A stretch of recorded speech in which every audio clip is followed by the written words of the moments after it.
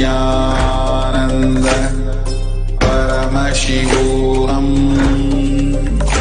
Om Nithyananda Paramashivam.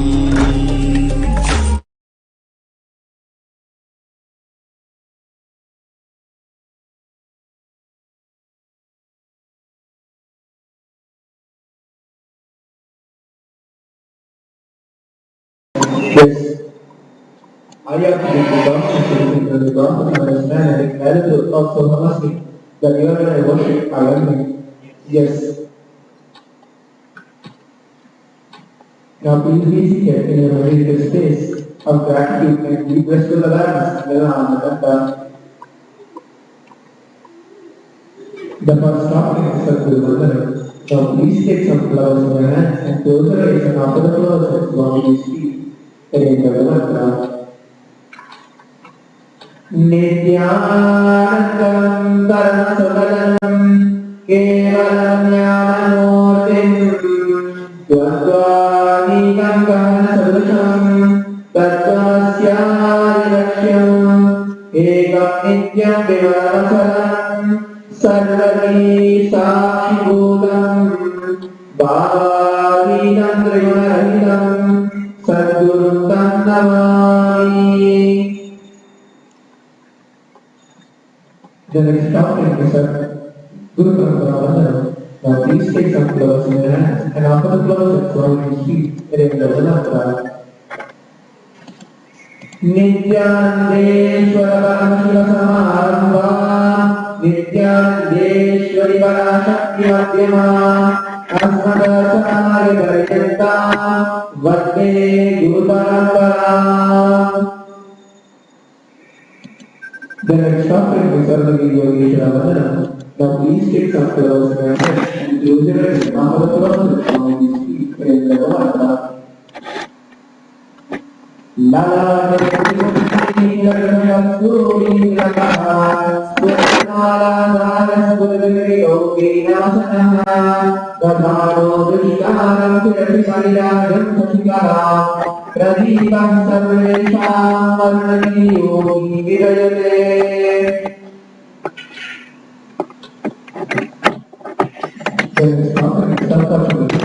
keeping your right hand, close the water in the Panchavata and chanting each of the holy mantra, you can drink the water that flows.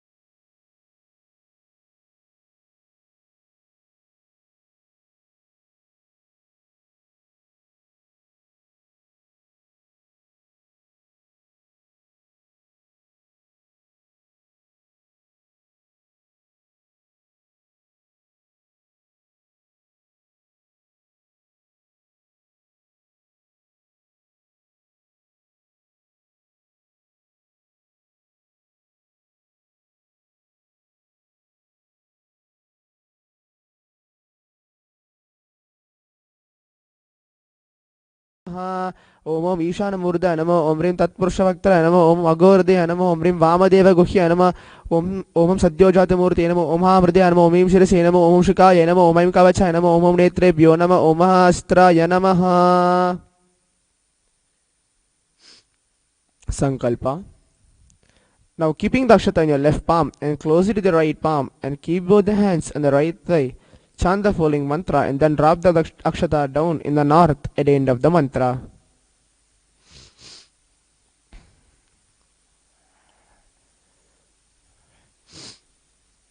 Mamopata samasta duridakshayadvara Bhagavat Sri Nithyananda Paramashiva Prityartam Sri Nithyanandeshwari Parashakti Sameta Sri Nithyanandeshwara Paramashiva Prityartam Cha Shubhe Shobhane Muhurte Adya Brahmanaha Dvidiya Parade Shri Svetavaraha Kalpe Vaivasvadamanmantare Ashtavimsaidame Nitya Yoge Pradame Pade Jambu Dvipe Bharadavarse Bharadakante Meroho Dakshine Parshve Shagabde Asmin Vartamane Vyavaharike Prabhavadinam Shasyaha Samvatsaranam Madhye Vikarinam Samvatsare Uttarayane Lakshmi Venkateshwara Ritau Makaramase Shuklapakshe Dashamyam Shubhaditau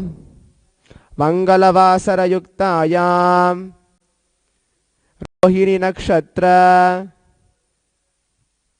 Indra Yoga Taitilakarana Yevam Guna Visheshana Vishishtayam Asyam Shubhaditau Shri Kailasonnadadvadashanta Shyamala Pitaruda Shri Meenakshi Sundareshwara Bhinna Swarupa Parashivaputra Ratnakumara Gurumanyatulyavatara Shri Parvati Sanyapana Labda Divyanyana Vishruda Sagala Nigama Gamasara Bhuta Dravida Veda Pravaktre Srimat Paramashiva Karuna Samadhiga Mukta Mayajadarashrayana Giyamana Chatra Chamara Shri Chinna Kahaladi Samasta Virada Valyalankrida Jnana Vijnana Chakravarti Sarvajana Shanga Sadhyo Nirvana Diksha Payaga Vargavasha Vrishtrana Jimota Paramata Kalabakeshari Shaiva Siddhanta Stapanacharya Shri Rajadiraja Pandya Maharaja Guru Shapada Shakyati Mahantakara Nivarana Jnana Banu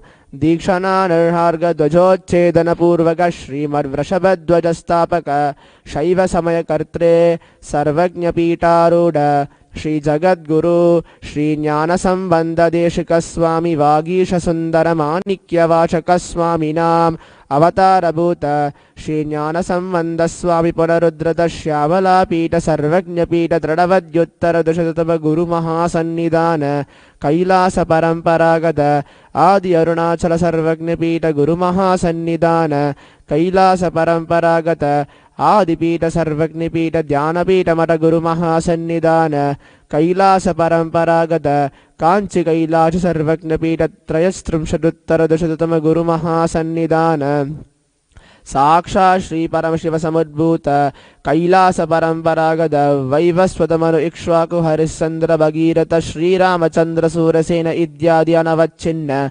Sarvabhauma Chakravarti Paramparagata Chadushashti Yogini Mandita Chadushashti Sampradaya Pravartaka Manudharma Sashana Surya Vamsha Prapta Sarvagnya Pita Surangi Samrajya Murda Bishitta Chudamani Mahanirvani Pitasya Ashtottara Sahasra Shri Mahamandaleshwara Adalapitasya Ashtottara Sahasratama Ashtottara Sahasra Shri Adalapitadishwara Dharmamukti Swargapura Swarna Pitasya Trayovimsha Guru Mahasannidhanam Srimat Paramahamsa Parivrajakaacharya Varya Sakshidhananda Pranavaswarupa Shrotriya Brahmanishta Nityotsav Nitya Mangala Nitya Kalyana Nitya Rajita Nityananda Pita Mahasamsthana Mahasimhasana Pita Kartre Shri Kailasa Padaruddharaka Shri Kailasa Paramacharya Varya Jagatguru Srila Shri Bhagavat Shri Nithyananda Paramashiva Shri Jnana Sambandha Deshika Paramacharya Swaminam Prityartam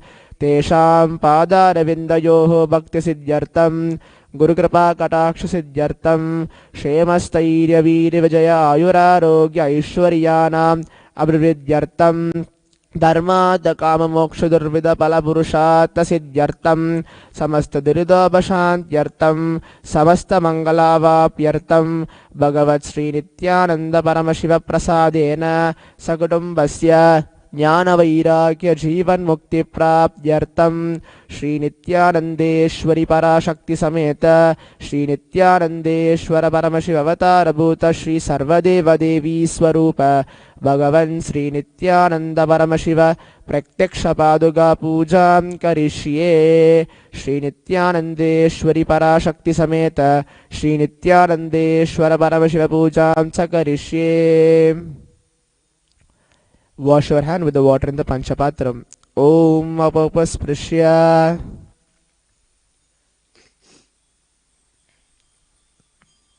Now ring the bell with your left hand loudly as you chant the mantra. The bell should never be rung, holding it below your heart level.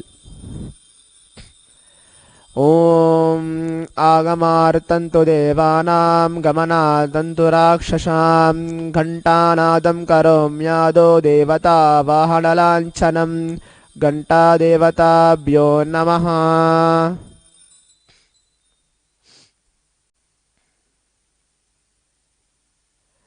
The next offering is Manasa Puja.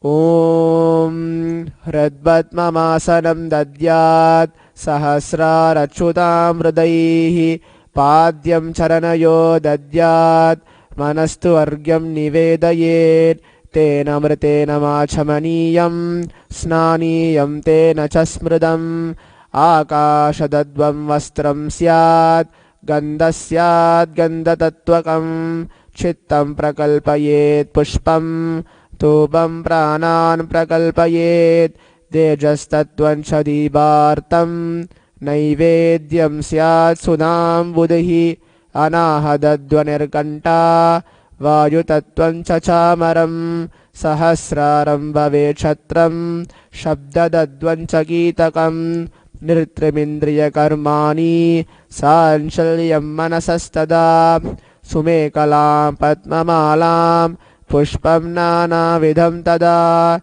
Abhayadyir Bhava Pushpaihi Archayed Bhava Kocharam Amayam Manahankaram Aragam Amadam Tada Amohagam Madam Pancha Advaisakshav Bhakau Dada Amaksariyam Malobancha Dasapushpam Vidurbudaha Ahimsa Paramam Pushpam Pushpam Indriya Nigraha Daya Pushpam Sama Pushpam Jnana Pushpam Cha Panchamam Idi Panchadasair Bhava Pushpaihi Sampujayet Bhagavantam Shri Nithyananda Paramashivam.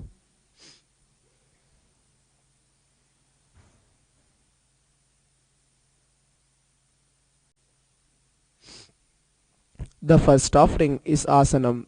Now please take some flowers and akshata, turmeric rice in your hands and offer it at Swamiji's feet along with the mantra. Asanam Om Sarvabhudantarastaya Sarvabhudantaratmane Kalpayam Yupaveshartam Asanam Te Namo Namaha. Om Brim Idam Swarnasanam Sarvadeva Devi Swarupaya Bhagavate Shri Nithyananda Paramashiva-Aya Namaha. The next offering is Swagadam. Now please take some flowers in your hands and offer the flowers at Swamiji's feet along with the mantra.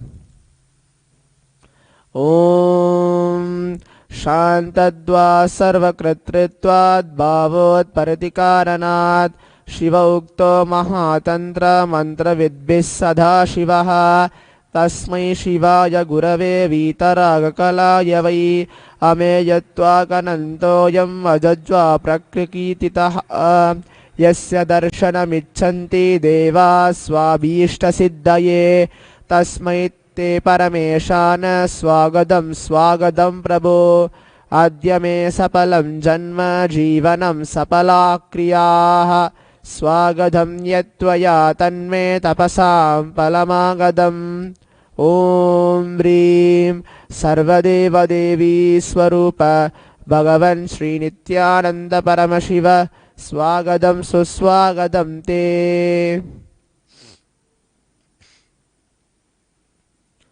The next offering is Padyam. Now please take an udradi of water in your hands and offer it at Swamiji's feet along with the mantra.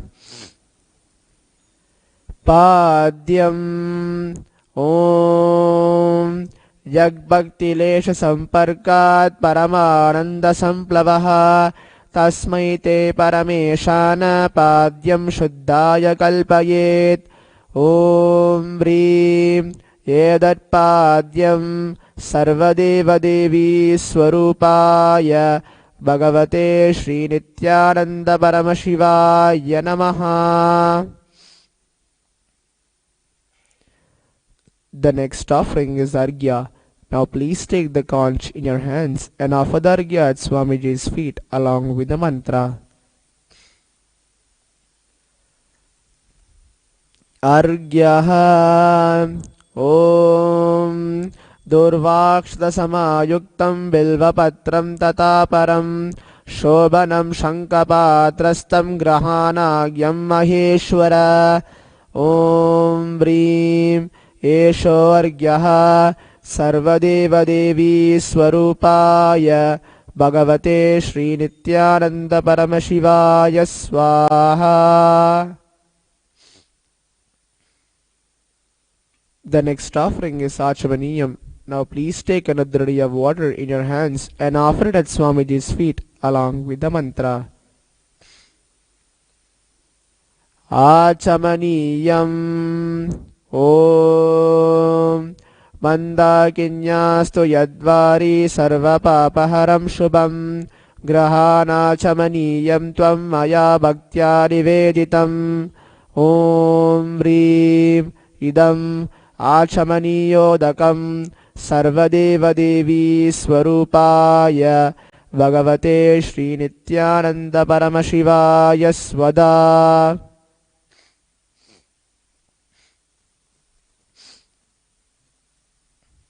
The next offering is Madhuparka. Now please take the Madhuparka and offer it at Swamiji's feet along with the mantra. Madhuparkaha Om Sarvakalmasanashaya Paripurnashudatmakam Madhuparkamimam Deva Kalpayami Prasidame Om Vrim Yesha Madhuparkaha Sarvadevadevi Swarupaya Bhagavate Shri Nithyananda Paramashivaya Swaha. The next offering is Gandhatailam. Now please take the Gandhatailam, the scented oil, in your hands and offer it at Swamiji's feet along with the mantra. Gandhatailam Om Sneham Grahana Snehena Lokanam Hitakaraka Sarvalokeshu Shuddhasvam Dadami Snehamuttamam Om Vrim Idam Gandhatailam Sarvadevadevi Swarupaya Bhagavate Shri Nithyananda Paramashivaya Nivedayami.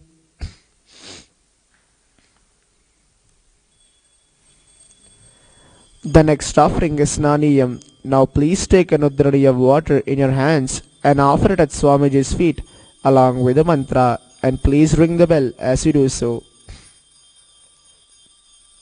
Snaniyam Om Idam Sushidalam Vari Swacham Suddham Manoharam Snanartam Te Maya Bhaktya Kalpitam Pradirihyam Om Vrim Idam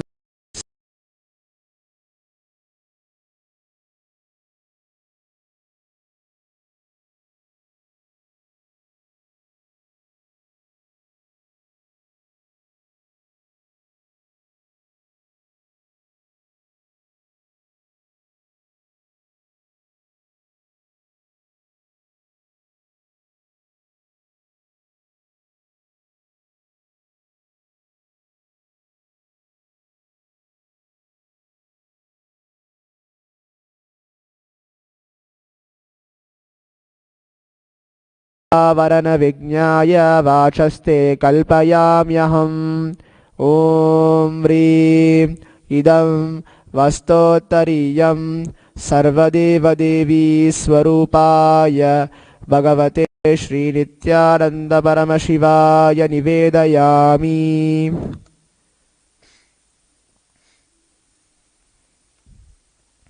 The next offering is Abharanam. Now please take the jewelry in your hands and offer it at Swamiji's feet along with the mantra. Abharanam Om Swabhava Sundarangaya Nana Shaktyashrayayate Suvarnam Bhushanam Tubhyam Kalpayami Prasidame Om Vrim Idam Suvarnabharanam Sarvadeva Devi Swarupaya Bhagavate Shri Nithyananda Paramashivaya Nivedayami.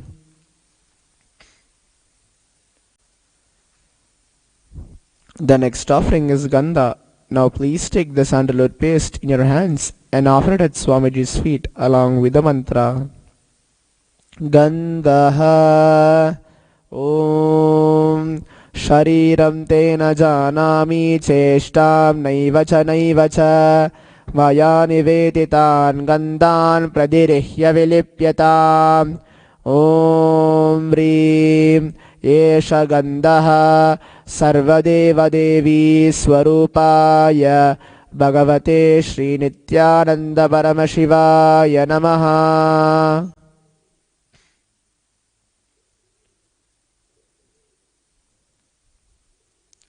The next offering is Pushpam.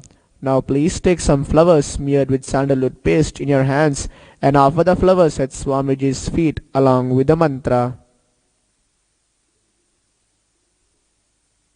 Pushpam Om Turiyavana Sampannam Nana Gunamanoharam Ananda Saurabham Pushpam Grihyatam Idamuttamam Om Vrim Etani Sachandana Pushpani Sarvadeva Devi Swarupaya Bhagavate Shri Nithyananda Paramashivaya Vaushate.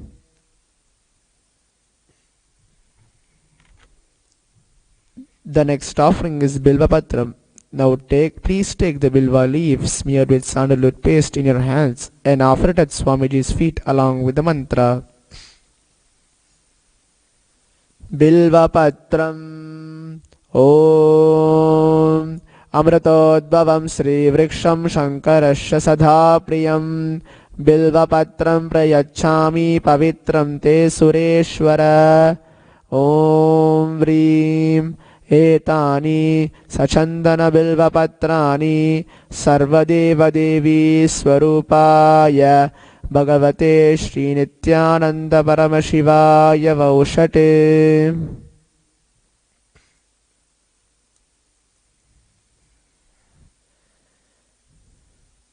The next offering is Tulasi Patram. Now please take the Tulasi leaf smeared with sandalwood paste in your hands and offer it at Swamiji's feet along with the mantra.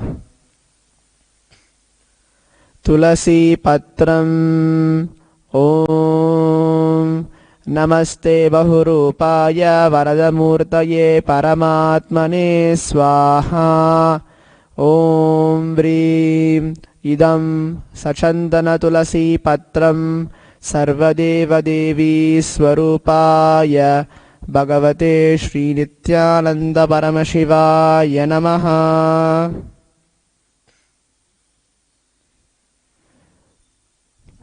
The next offering is Dhupa. Now please take the lit incense sticks in your hands and slowly wave towards Swamiji's feet along with the mantra, and please ring the bell as you do so. Dhupaha Om Vanaspatiraso Divyo Gandhad Yasumanoharaha Argeya Sarva Devanam Dhupoyam Pradirihyatam Om Vrim Esha Dhupaha Sarvadeva Devi Swarupaya Bhagavate Shri Nithyananda Paramashivaya Namaha.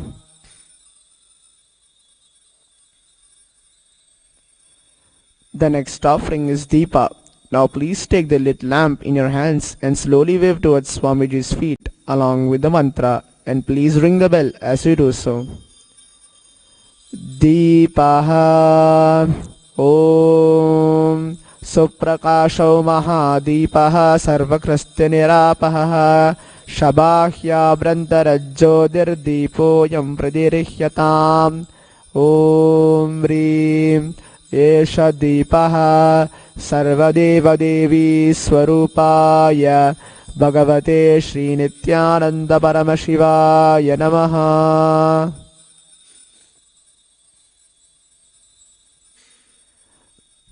The next offering is Nevedyam. Now take an udrani of water and hover it clockwise over the Nevedyam, and please chant the mantra and ring the bell as you do so. Naivedyam Om Naivedyam Vividham Deva Shakkara Divinirmitam Maya Niveditam Bhaktya Grahana Parameshwara Om Vrim Idam Sobakarana Naivedyam Sarvadeva Devi Swarupaya Bhagavate Shri Nithyananda Paramashivaya Nivedayami. The next offering is Paniyam. Now please take an udrani of water in your hands and offer it at Swamiji's feet along with the mantra. Paniyam Om Samasta Deva Devesha Sarvatritikaram Param Akhantananda Sampurnam Grahana Jalamuttamam Om Vrim Idam Panartodakam Sarvadeva Devi Swarupaya Bhagavate Shri Nithyananda Paramashivaya Namaha.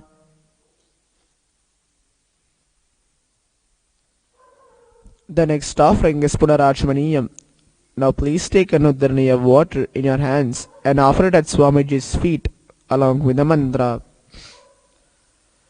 Punarachamaniyam Om Uchchishtamatya Suchirva Yasya Smaranamatradaha Shuddhimapnodi Tasmai Te Punarachamaniyakam Om Vrim Idam Punarachamaniyodakam Sarvadeva Devi Swarupaya Bhagavate Shri Nithyananda Paramashivaya Swaha.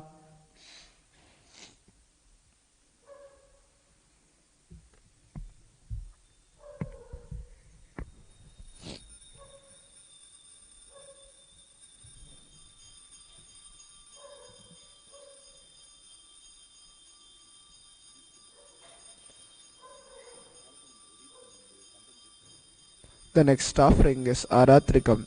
Now please take the lit camphor in your hands and slowly wave towards Swamiji's feet along with the mantra, and please ring the bell as you do so.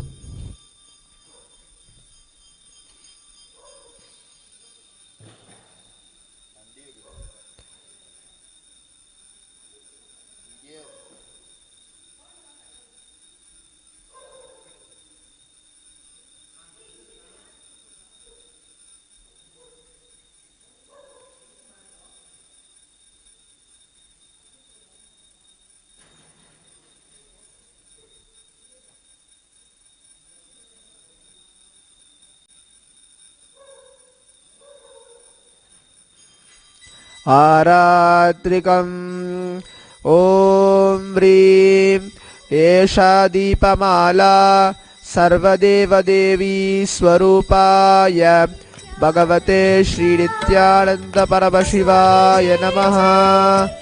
Om Rajadirajaya Prasahya Sahine Namo Vayam Vai Shravanaya Kurmahe Same Kaman Kama Kamaya Mahyam Kameshwaro Vai Shravano Dadato Kuberaya Vai Shravanaya Maharajaya Namaha. Karpura Gauram Karunavataram Samsara Saram Bhujagendraharam सदा वसन्तं हृदयारविन्दे भवं भवानी सहितं नमामि भवं भवानी सहितं नमामि भवं भवानी सहितं नमामि आरात्रिकं समर्पयामि भगवत् श्री नित्यानंद परमशिव चरण कमलेभ्यो नमः।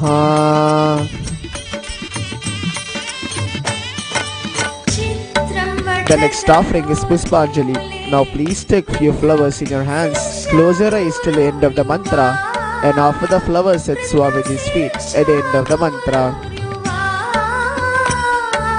Pushpanjalihi Guru Brahma Guru Vishnu Guru Devo Maheshwaraha Guru Sakshat Parabrahma Tasmai Shri Gurave Namaha. Akandamandalakaram Vyaptam Yena Characharam Tattadam Darshitam Yena Tasmai Shri Gurave Namaha. Ajnanatimirandasya Jnananjanashalakaya Chakshurum Militam Yena Tasmai Shri Gurave Namaha. Aneka Jamma Samprapta Karma Bandha Vidahine Atmajnana Pradhanena Tasmai Shri Gurave Namaha. Mannada Shri Jagannatho Madguru Shri Jagatguru Mamatma Sarvabhudatma Tasmai Shri Gurave Namaha. Ishvaro Gururatmeti Murti Veda Vibhagine Vyomavadvyapta Dehaya Dakshinamurtaye Namaha. Nithyanandam Paramasukadam Kevalam Jnanamurtim Dvandvatitam Gahana Sadrusham Tattvamasya-dilaksham Ekam Nityam Vimalamachalam Sarvadi Sakshibhutam Bhavatitam Trigunarahitam Sadgurum Tam Namami. Puspanjalim Samarpayami Bhagavat Sri Nithyananda Paramashiva Charana Kamalebhyo Namaha. Om Nithyanandam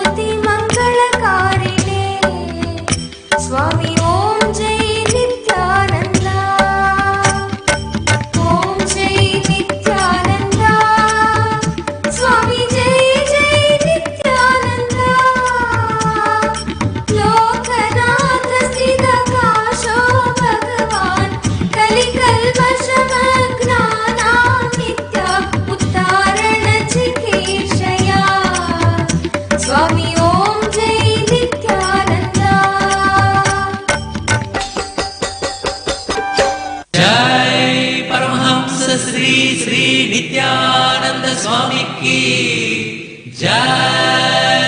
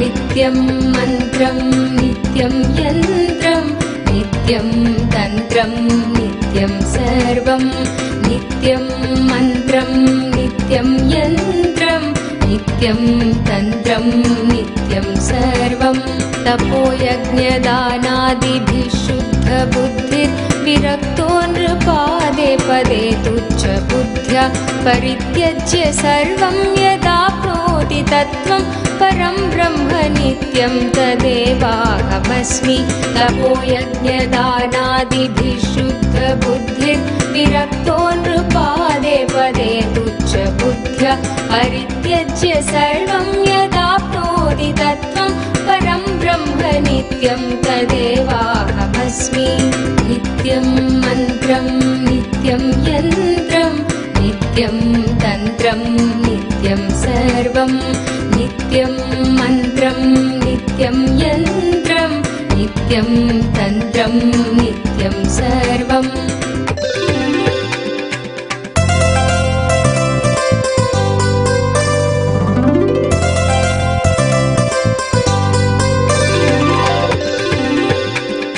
दयालुं गुरुं ब्रह्मनिष्ठं प्रशान्तं समाराध्य मत्या विचार्य स्वरूपं यदाप्नोति तत्त्वं निदिध्यास्य विद्वान् परं ब्रह्म नित्यं तदेवाहमस्मि दयालुं गुरुं ब्रह्मनिष्ठं प्रशान्तं समाराध्य मत्या विचार्य स्वरूपं यदाप्नोति तत्त्वं निदिध्यास्य विद्वान् परं ब्रह्म नित्यं तदेवाहमस्मि नित्यं मन्त्रं नित्यं यन्त्रं नित्यं तन्त्रं नित्यं सर्वं नित्यं मन्त्रं नित्यं यन्त्रं नित्यं तन्त्रं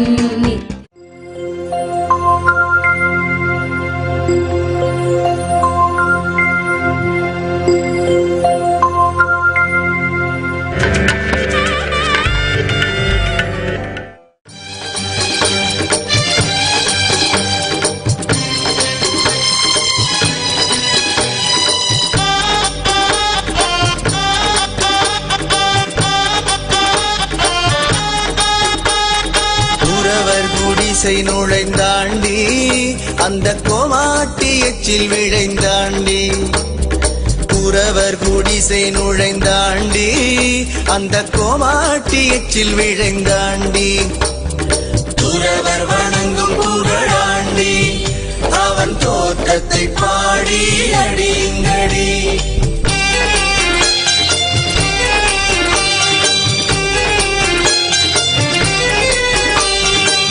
ஆமையில் ஏறி வருவாண்டி அன்பர் வாழ்த்தவரங்கள் தருவாண்டி மாமையில் ஏறி வருவாண்டி அன்பர் வாழ்த்தவரங்கள் தருவாண்டி தீமையிலாத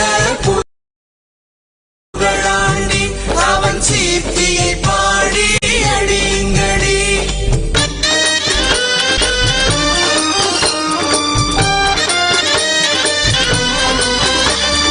பன்னிரு தோள்கள் உடையாண்டி கொடும் பாவிகள் தம்மை அடையாண்டி பன்னிரு தோள்கள் உடையாண்டி கொடும் பாவிகள் தம்மை அடையாண்டி எண்ணிரு கண்கள் அடையாண்டி அவன் ஏற்றத்தை பாடி அடிங்கடி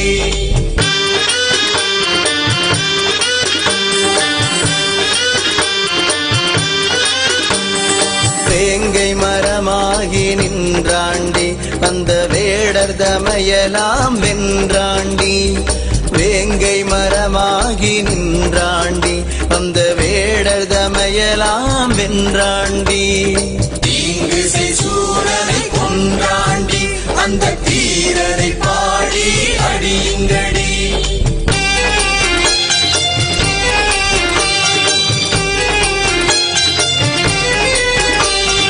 தீர்த்திகள் தோகை மயில் மேலே இளஞ்செஞ்சுடர் தோன்றும் திறம்போலே சீர்திகள் தோகை மயில் மேலே இளஞ்செஞ்சுடர் தோன்றும் திறம்போலே ஊர்வடிவேல் கொண்டு நம் பெருமான் வரும் கோலத்தை பாருங்கள் கோதையர்கள்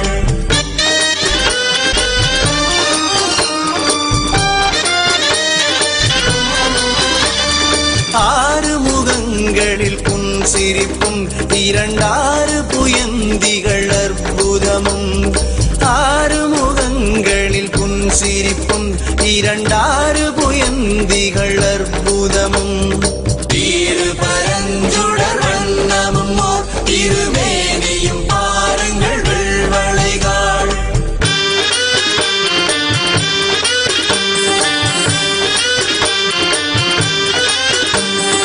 ஆனந்தமான அமுதனடி பரமானந்த நாட்டுக்கு அரசனடி ஆனந்தமான அமுதனடி பரமானந்த நாட்டுக்கு அரசனடி ஆனந்தமில்லா சதுரனடி சிவ Shanmugan நங்குரு சாமியடி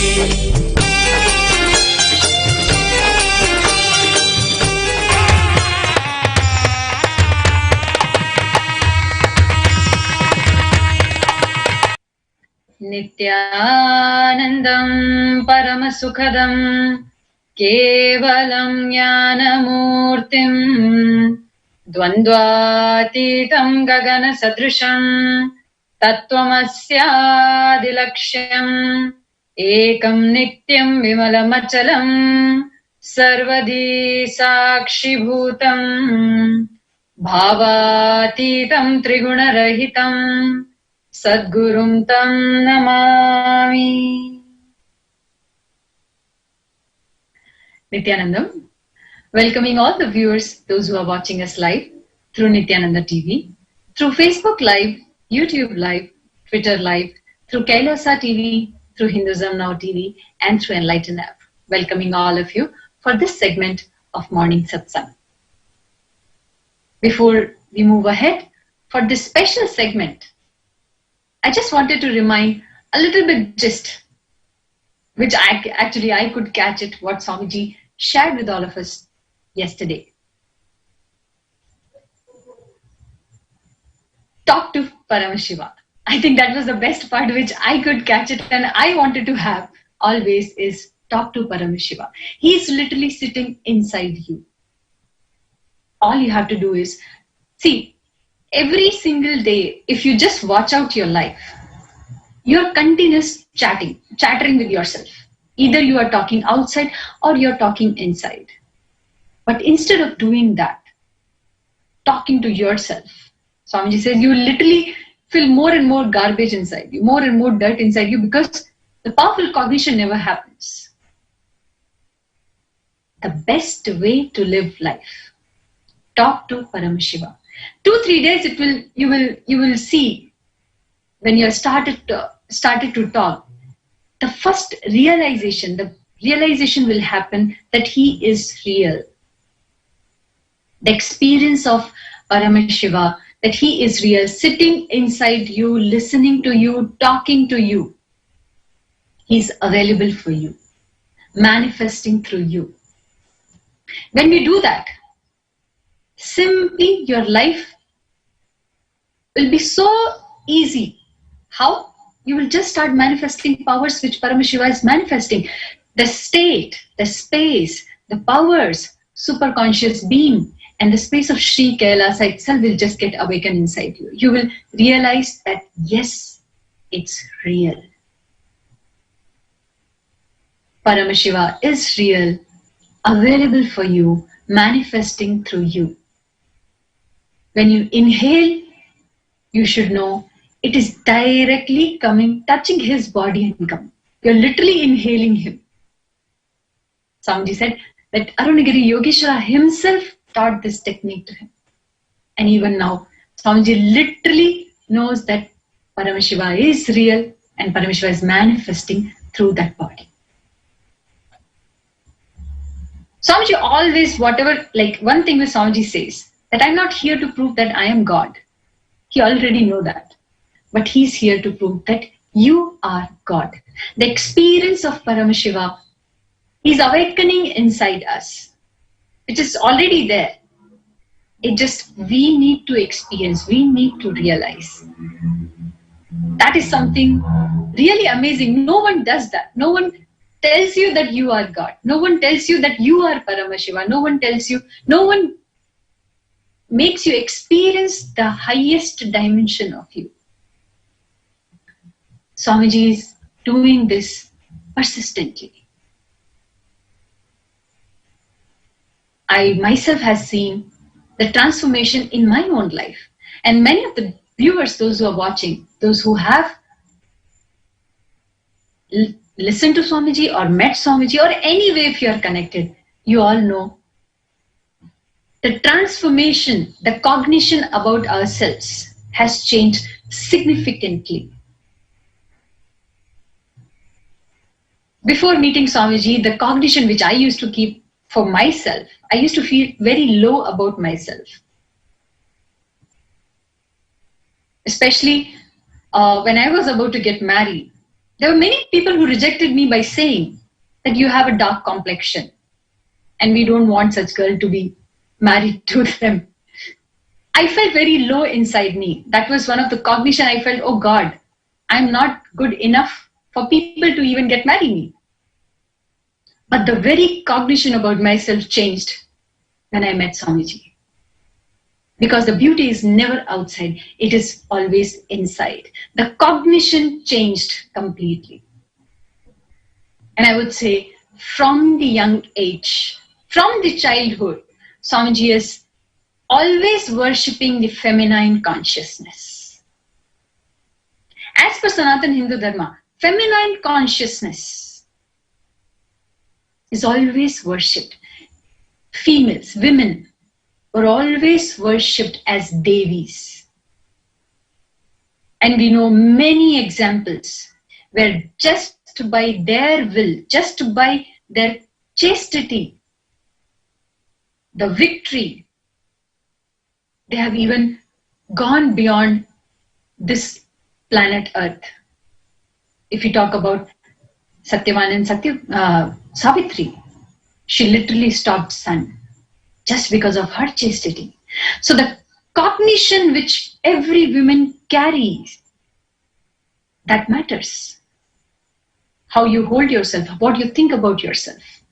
Swamiji says very beautifully, for any successful family or any business or anything, there is always a woman behind it, who is behind the scenes, but making sure that it is leading to success.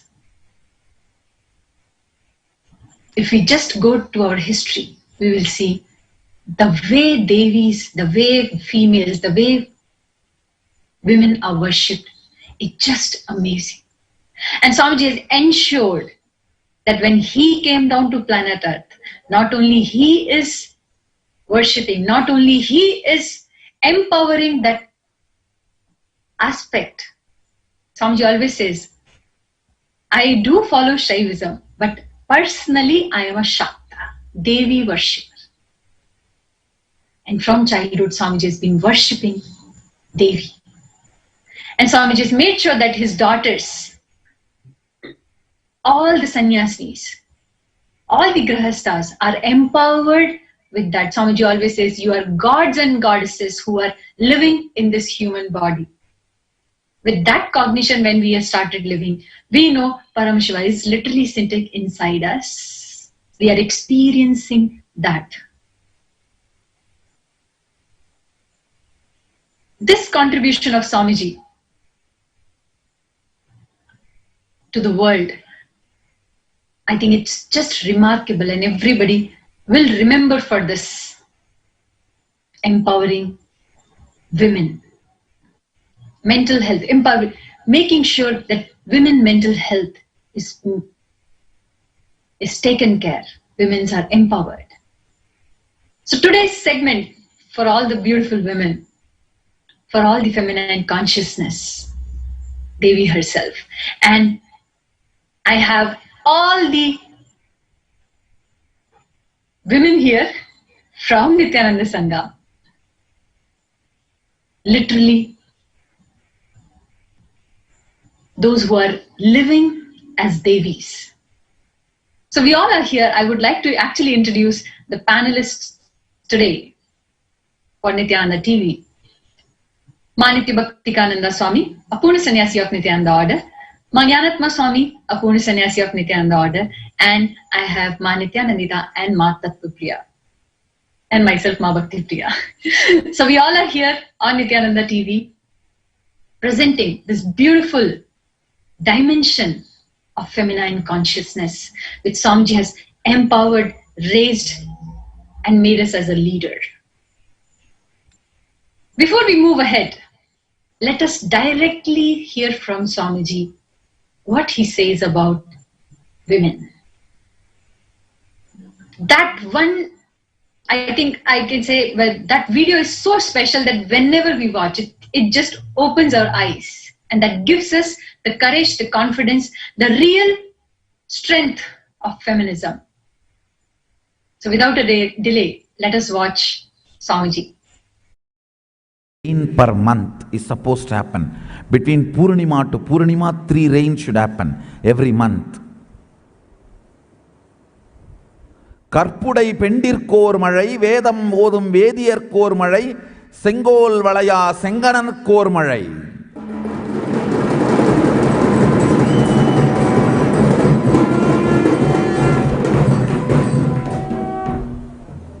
One rain is for chaste woman.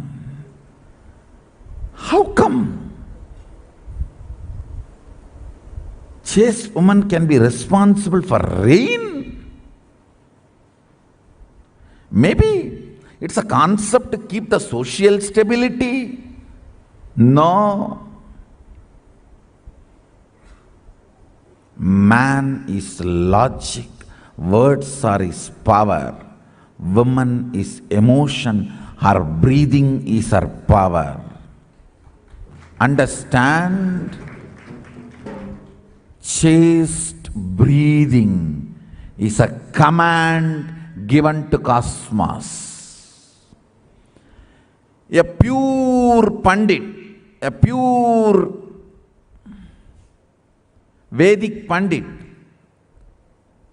he need to give command only through his words. His chanting, his words will impact the universe.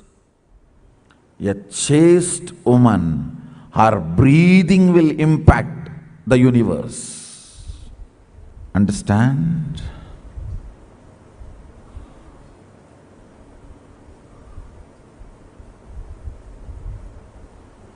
If I get into the chastity, I think next 1 week I'll have to explain chastity. Maybe when time comes, I'll explain all the 7 chaste women we remember every morning and their life, and exactly, precisely what is chastity. All big successful house or organization, I guarantee there will be a chaste woman on the top.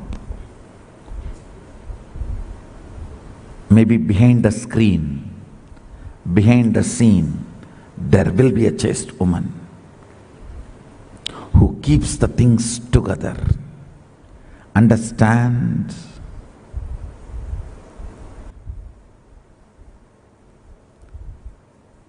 Chastity develops certain electricity in your breathing, which is a channel to command the cosmos. If you develop that electricity, your commands are simply obeyed by cosmos. I'll explain this and explain the story of Satyavan Savitri, how she is able to stop the sun, get Yamadharma, give life back. Even Sadashiva, to get the life back from Yamadharma, has to kill Yamadharma. He is not able to convince. He only has to go all out. But Savitri,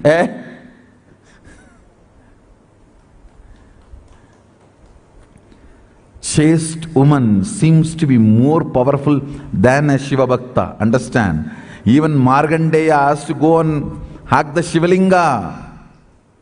But Savitri did not even call Sadashiva. She says, I am commanding, stop. God. And you guys are trying to say Hinduism is anti-women?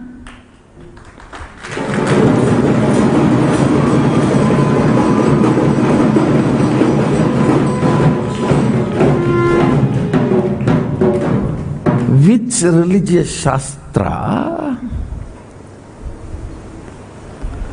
has given such grand space for women?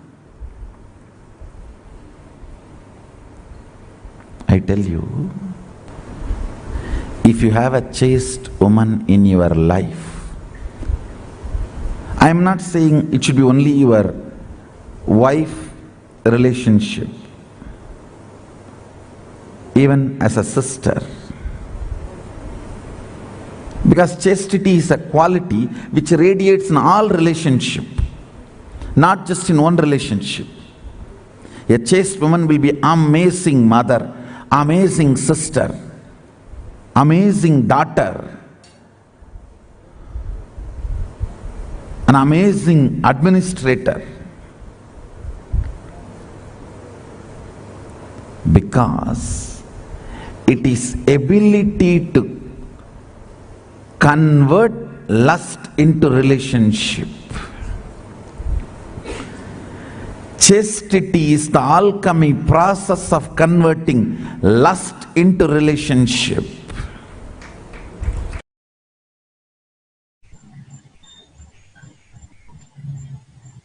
So as we heard from Swamiji, God, every single word what Swamiji uttered, that just gives so much of strength and the powerfulness of our own consciousness, being of women. The way Swamiji has empowered, it's just so amazing. But not only from now, as soon as Swamiji came down on planet Earth, he actually always worshipped and empowered this feminine consciousness.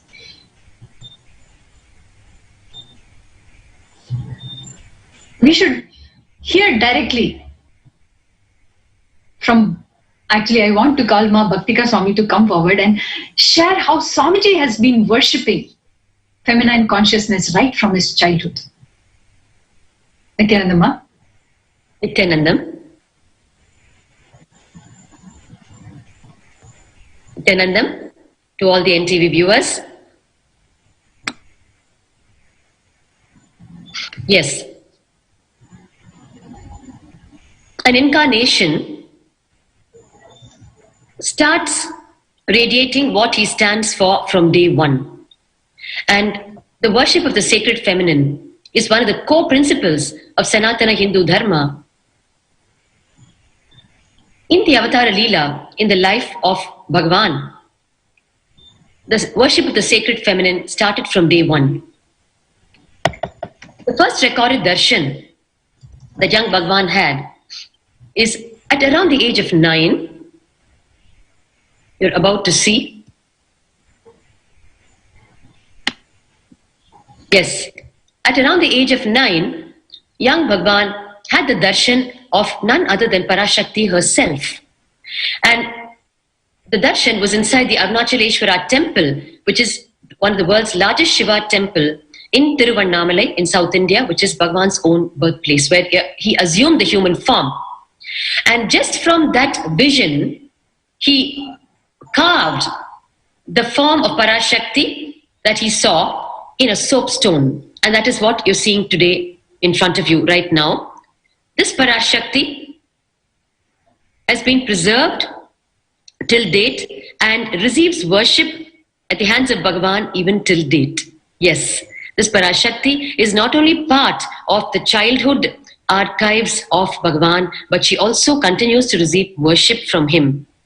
And Bhagavan's Yoga Guru, Yogi Yogananda Puri, when he saw Bhagavan carving the soapstone deity, and Bhagavan narrated to him the darshan that he had, the darshan of the universal cosmic mother, Raghupati Yogi felt his nadi, felt his energy channels, and confirmed that he had indeed had an exposure to super high frequency vibrations.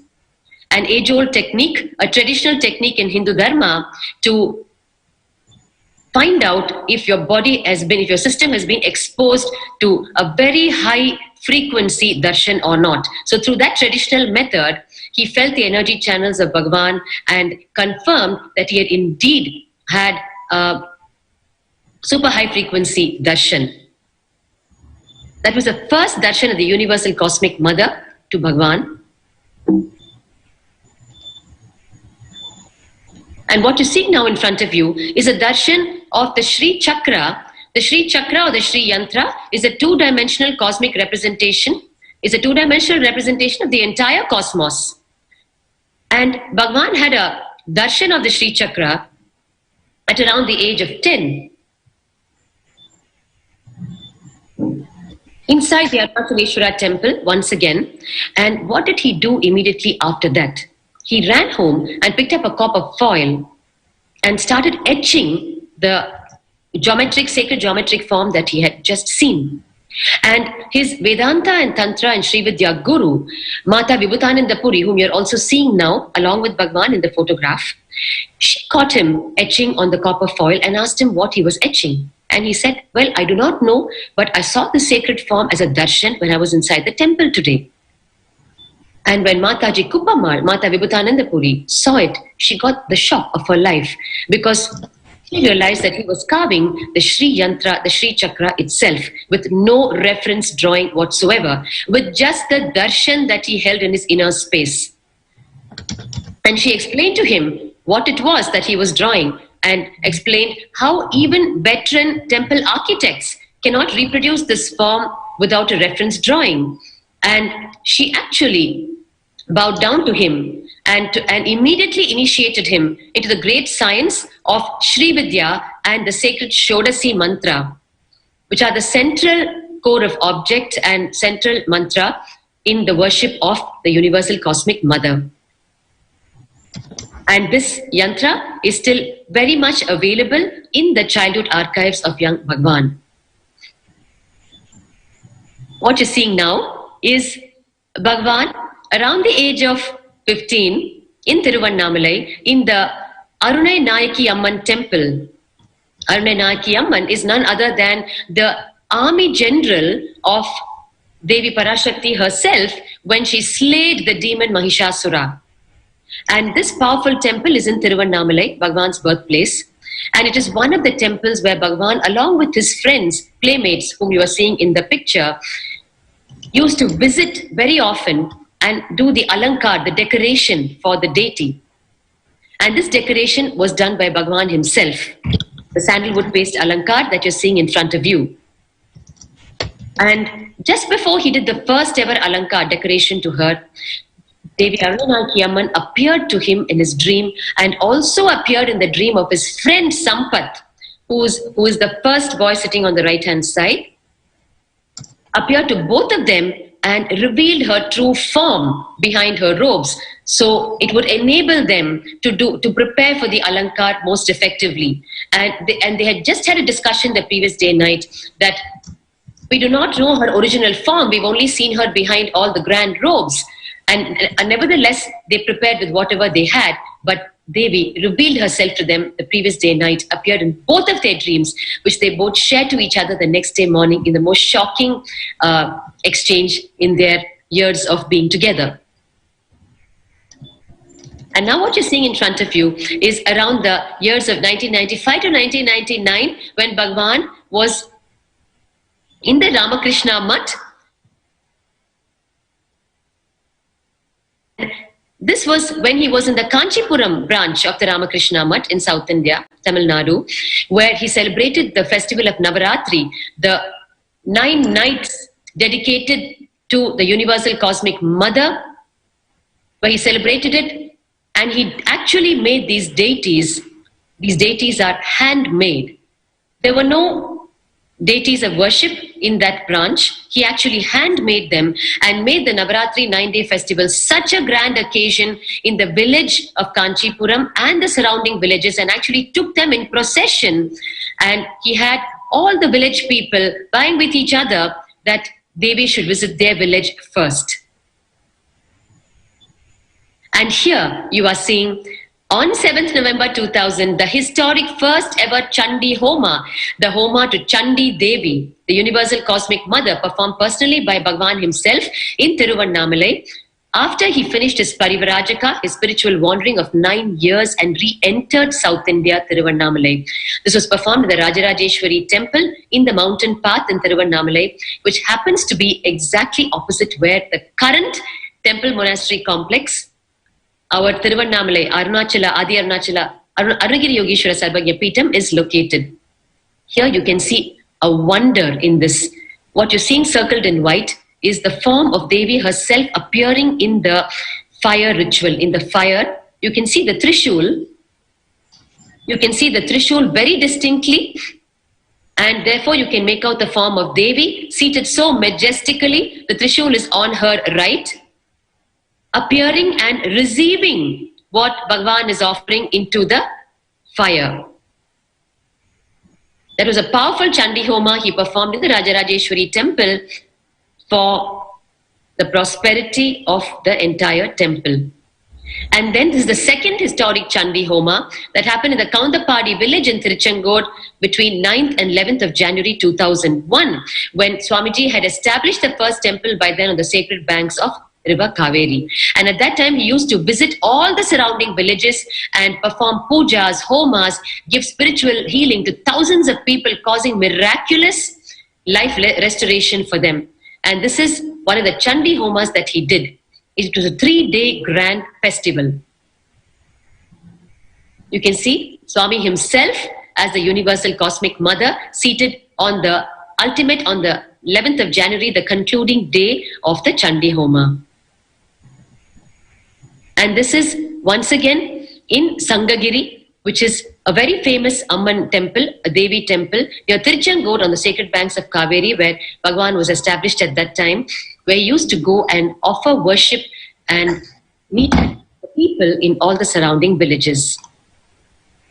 Here you're seeing the grand Kali Puja and the Chandi Homa in progress, and under the auspices of Swamiji, where the entire mission transitioned from Bhagwan himself performing the puja so personally to brahmacharis and sannyasis trained by him performing these pujas for worldwide people. You can see the grandeur with which the sannyasis are performing the puja. And this is what you're seeing now is the Kumari Puja, the Shakta worship, worshipping the Universal Cosmic Mother and worshipping the young girl, children and women as manifestations of Goddess Durga and the Universal Cosmic Mother. The tradition is revived and kept so much alive in the worldwide mission today by Bhagwan. Here you can see the young girl children being worshipped as manifestations of the Universal Cosmic Mother through the Kumari Puja, which is performed during every Navaratri festival every year. And here you're seeing the Suhasini Puja, which is worship of the married women as manifestations of Goddess Durga herself during the Navaratri festival. And here you're seeing the famous Kali Puja, which is performed during every Deepavali festival every single year. And these pujas and homas and rituals to the universal cosmic mother happen so diligently in all the temple monasteries that Bhagavan has established around the world. It continues to be performed by the trained brahmachari sannyasis and the devotees who run the temples, trained personally by Bhagavan himself. So that is how the entire Shakta, the worship of the universal cosmic mother, started in the life of Bhagavan, and we're seeing it continuing till date. The worship of the universal cosmic mother, the sacred feminine worship, where it is so important to worship the universal cosmic mother and so important for the women to understand how powerful they are, especially in today, which is a male-dominated society, empowering women with their original divinity, with the deep context of who they really are, happens in the mission continuously. Manitya Bhakti Priyananda, back to you. Thank you so much, Ma. As we saw that the way Swamiji has been worshipping feminine consciousness, wow, it's just so amazing. Even if we see the history of Sanatana Hindu Dharma, we will know how empowered our women used to be. And actually I have, as we have Mangyanatma Swami in the panel, I feel she will be the best person to present this. Mangyanatma Swami. Nithyanandam, dear viewers, today it's a great opportunity to share about the great women of Sanatana Hindu Dharma. We are a proud civilization where the women were exemplary, not just leaders, in all the great qualities. We have the epitome of Sanatana Hindu Dharma as great women of the civilization. Whether it is women as queen or mother or as a sister or as a wife or as a daughter, in every single dimension, Sanatana Hindu Dharma has given a very unique position to women. It is only the unfortunate conspired misrepresentation by the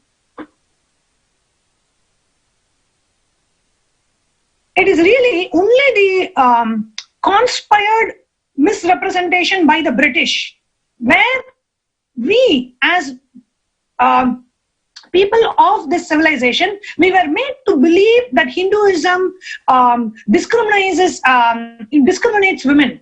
Actually, women are worshipped in the tradition. Even in a regular family, the women are worshipped. Kanya Puja is done, Suhasini Puja is done, Sumangali Puja is done. Women are worshipped in our tradition. But unfortunately, the British has been successful in making Hindus believe that Hinduism discriminates women.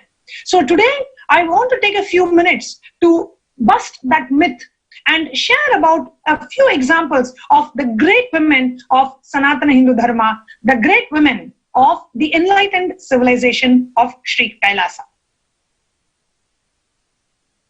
First, I would like to start with none other than Devi Sita herself, the embodiment of knowledge, embodiment of patience, embodiment of Tyaga, sacrifice. Dear viewers, today, the so-called women's rights is grossly misunderstood. Women's rights are being told as women being able to fight, women trying to prove themselves as equal to women or equal to men. If they can work, I can work. That is what is projected today in the world as women's rights. But in the Vedagamic tradition, the symbol of endurance, symbol of penance, symbol of sacrifice, women were epitome of that. Let us take an example of Devi Sita herself. She is a daughter of the Mother Earth. She was not born out of a biological relationship. She was actually found by King Janaka on a field. And she was directly the daughter of Mother Earth, Bhuma Devi. And King Janaka brings her up as his favorite daughter. She is, taught all the tradition, the knowledge. And when the right time comes, she gets married to none other than the Purushottama, Lord Rama. And as the Leela, the avatar Leela of Purushottama, Lord Rama goes, he had to be in exile for 14 years. And as a great symbol of womanhood, Sita, who does not have to bear the hardship of a forest life, she decides to follow the footsteps of her husband. Being brought up in palace from the time she was born till the time she was married, and even after she was married, she was not used to that lifestyle, but she decides to go with her husband. She spends 14 years, and at the end of the 14 years, over the last 6 months, she was kidnapped by the demon king Ravana. And after being kidnapped by the demon king Ravana, she stays in that Ashokavana, in that forest, waiting for Lord Rama to come and take her back. When Hanuman comes, she could have easily gone with him, but she says, no, that will not portray the greatness of my husband. I want my husband to come. Even at the time when she is held by a demon king who wants to enjoy her physically, even at that time, she does not want to give the credit of retrieving her to anybody else but to her husband. And after being retrieved by her husband, by Lord Rama, after the war, she goes through the Agni Pariksha. She walks through the fire and comes out unscathed to prove her chastity towards her husband. And after they come back to Ayodhya, when there is a kind of a rumor going on in the kingdom about the chastity of Devi Sita, she decides, she tells her husband, no, I will go away to the forest so the flag can fly high. He does not have to answer such rumors going around in his kingdom. She walks away when she is pregnant.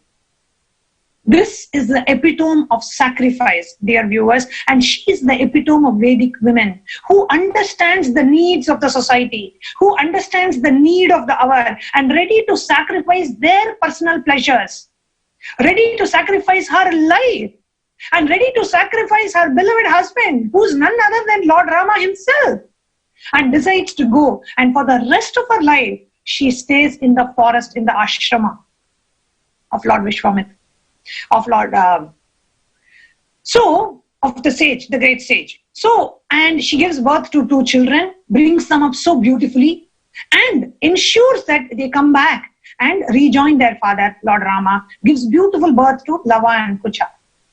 This is the symbol of Vedic women, symbol of penance, symbol of sacrifice, symbol of knowledge.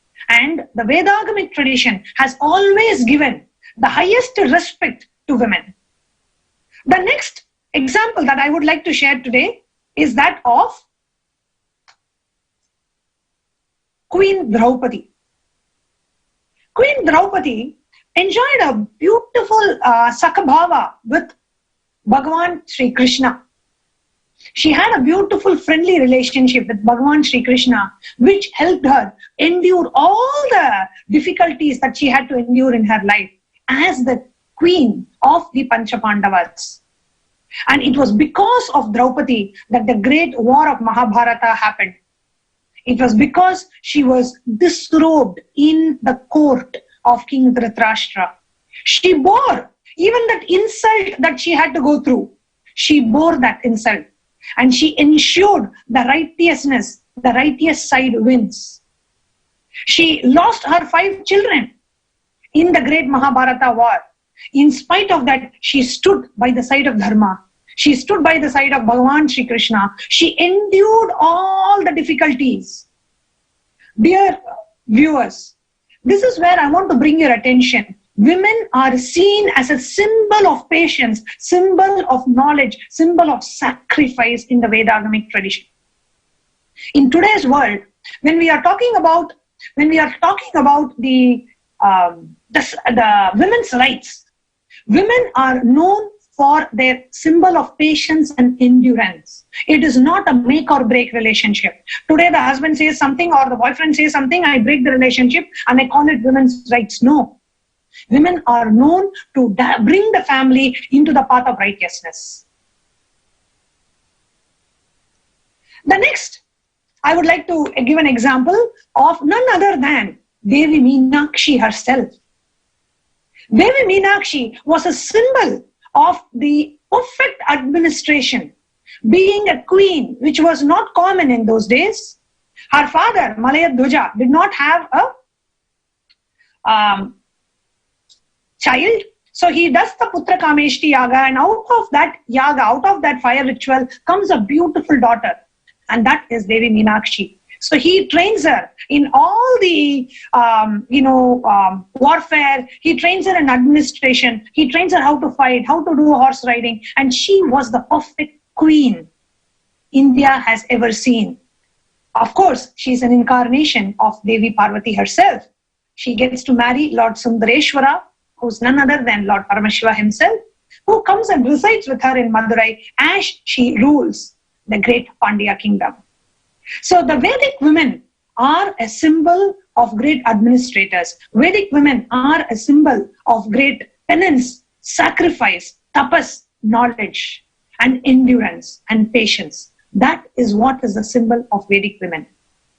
Manyanatma Swami, just wanted to add a few points for like how powerful actually the Hindu feminism, the real feminism, which is a Hindu feminism, is.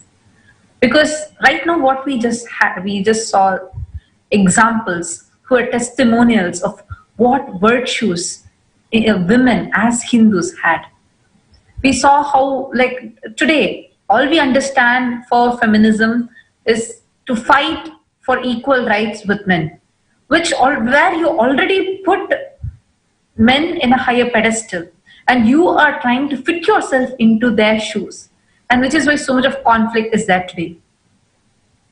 But in our Vedic tradition, the real feminism is all about you empowering yourself from within, where a woman finds her own uniqueness and expresses it. Swamiji tells, like in one satsang Swamiji was telling, that to awaken, to be enlightened, means you need to awaken your feminine consciousness. So a devotee asks Swamiji, how you usually tell that we are made up of both male component and female component. Why are you telling for enlightenment we need feminine consciousness to be awakened? Swamiji explains beautifully, for enlightenment, only the feminine consciousness can bring that stability. Awakening of feminine consciousness can only bring that stability and balance for both the male component and the female component. So feminine Swamiji always tells a Shakta, of a person who has their divine feminine consciousness awakened, that means they're already hardwired. All women are already hardwired for enlightenment.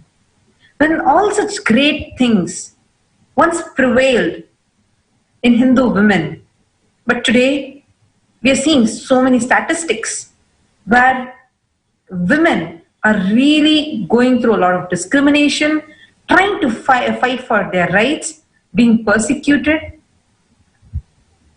Just even if you have just a brief view of what all are the cases going on, what sort of issues come up.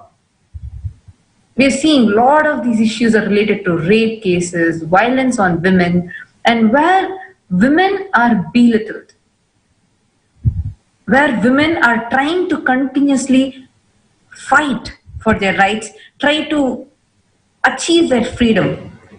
Unfortunately, because that base is missing, where they understand that you need to fight for your rights means you just need to discover your inner potential, where your unique component, that divine consciousness, that divine feminine consciousness is there within you. Swamiji has beautifully empowered all of us with those powerful cognitions which make us discover that amazing inner potential that we have. Today, in the Sangha, if we just have a look, 75% of the decision makers, leaders are women. Actually, even right now, if you just have a look at the panel, we are all women. Empowering women really, not about where you put men in a higher pedestal and you start fighting telling, I have to be equal to men. Now you're already putting them in a higher pedestal and yourself in a lower pedestal and trying to fit yourself into their shoes. So which is something that is not going to work. Actually, we can just see. This shows the statistics of how the rapes have increased over the years. You are seeing what kind of abuse women are going through.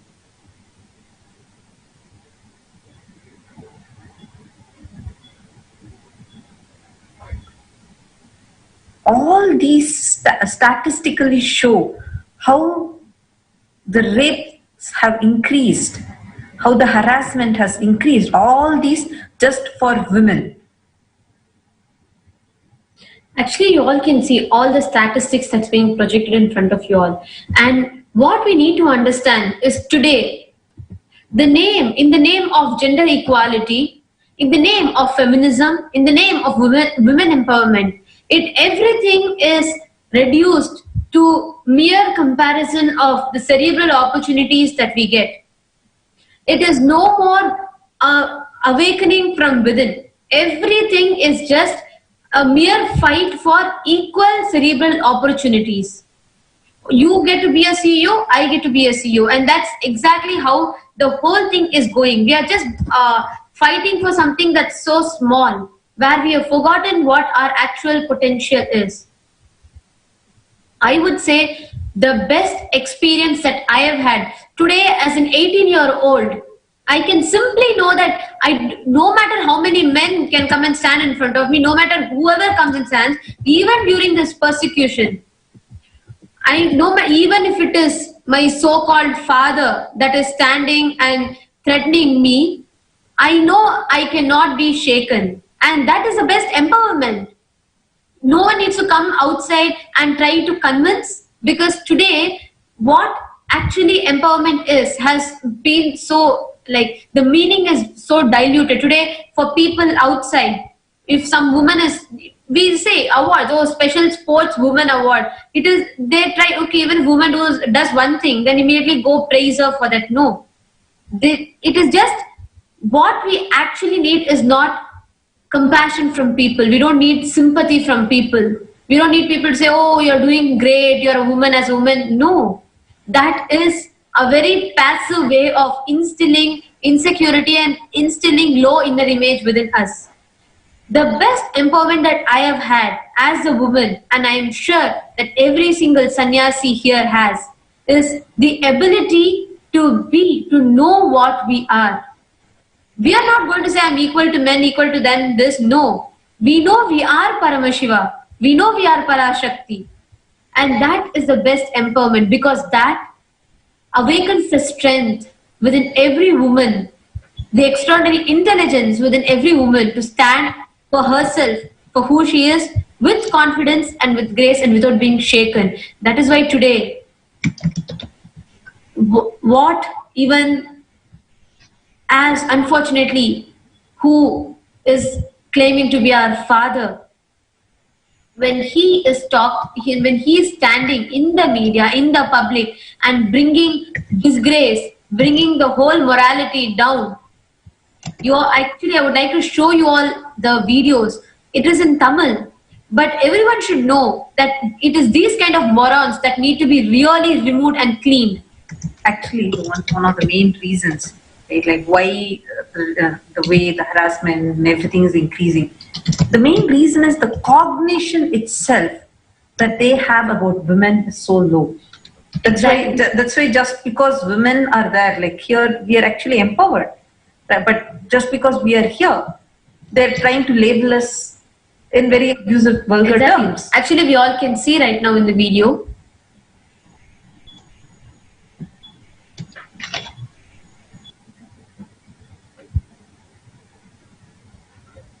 தீவிரமான இந்து மதத்தை எதிர்ப்பாளர், பிராமண எதிர்ப்பாளர், சமுதாய எதிர்ப்பாளர், பெண்களுடைய அழகை எதிர்க்காளரை நீங்க பார்க்க முடியாது. ஏன் தெரியுமா? புதுசா இருக்கு சொல்றது. பாருடா, யார் தெரியுமா இவ்வளவு அழகான பெண்கள்? நீ போய் ஒரு ரோஜா கொடுக்கறதுக்கு தலைகேடு நின்று நீ தவம் இருந்தா கூட ஒத்தியை தான் நீ உள்ள நீ உன்னை வளைக்க முடியும். ஆனா என்னை சுத்தி இந்த பக்கம் ஒருத்தர், இந்த பக்கம் ஒருத்தர், பின்னாடி 4 பேர், எல்லாரும் நான் தான் ரோஜா கூட உட்கார்ந்து இருக்காங்க. அப்ப கூட நான் ரோஜா கொடுக்கல, அவங்க கிட்ட நான் ரோஜா வாங்கிக்கிறேன். இது நடக்குமா? எங்கேயாவது நடந்திருக்கு இந்தியா? பிளான் பண்ணி ஒரு பெரிய வன்மம் இருக்கு உங்க மேல அவருக்கு. என் மேலதான் இல்லைங்க, சமூகத்துக்கு மேல மிகப்பெரிய அளவுக்கு வன்மம் இருக்கு.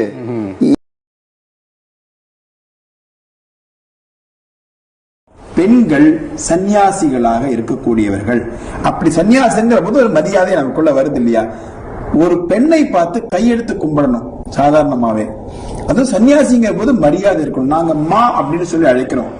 அவங்களோட போட்டோவெல்லாம் நீங்க பாருங்க, மா மாதிரியா இருக்கும். இங்க வாமாங்கள் மாதிரி.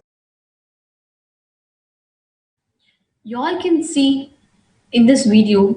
Actually, I'll first translate exactly what he told. So in the first clipping, he says that Swamiji is surrounded with beautiful women.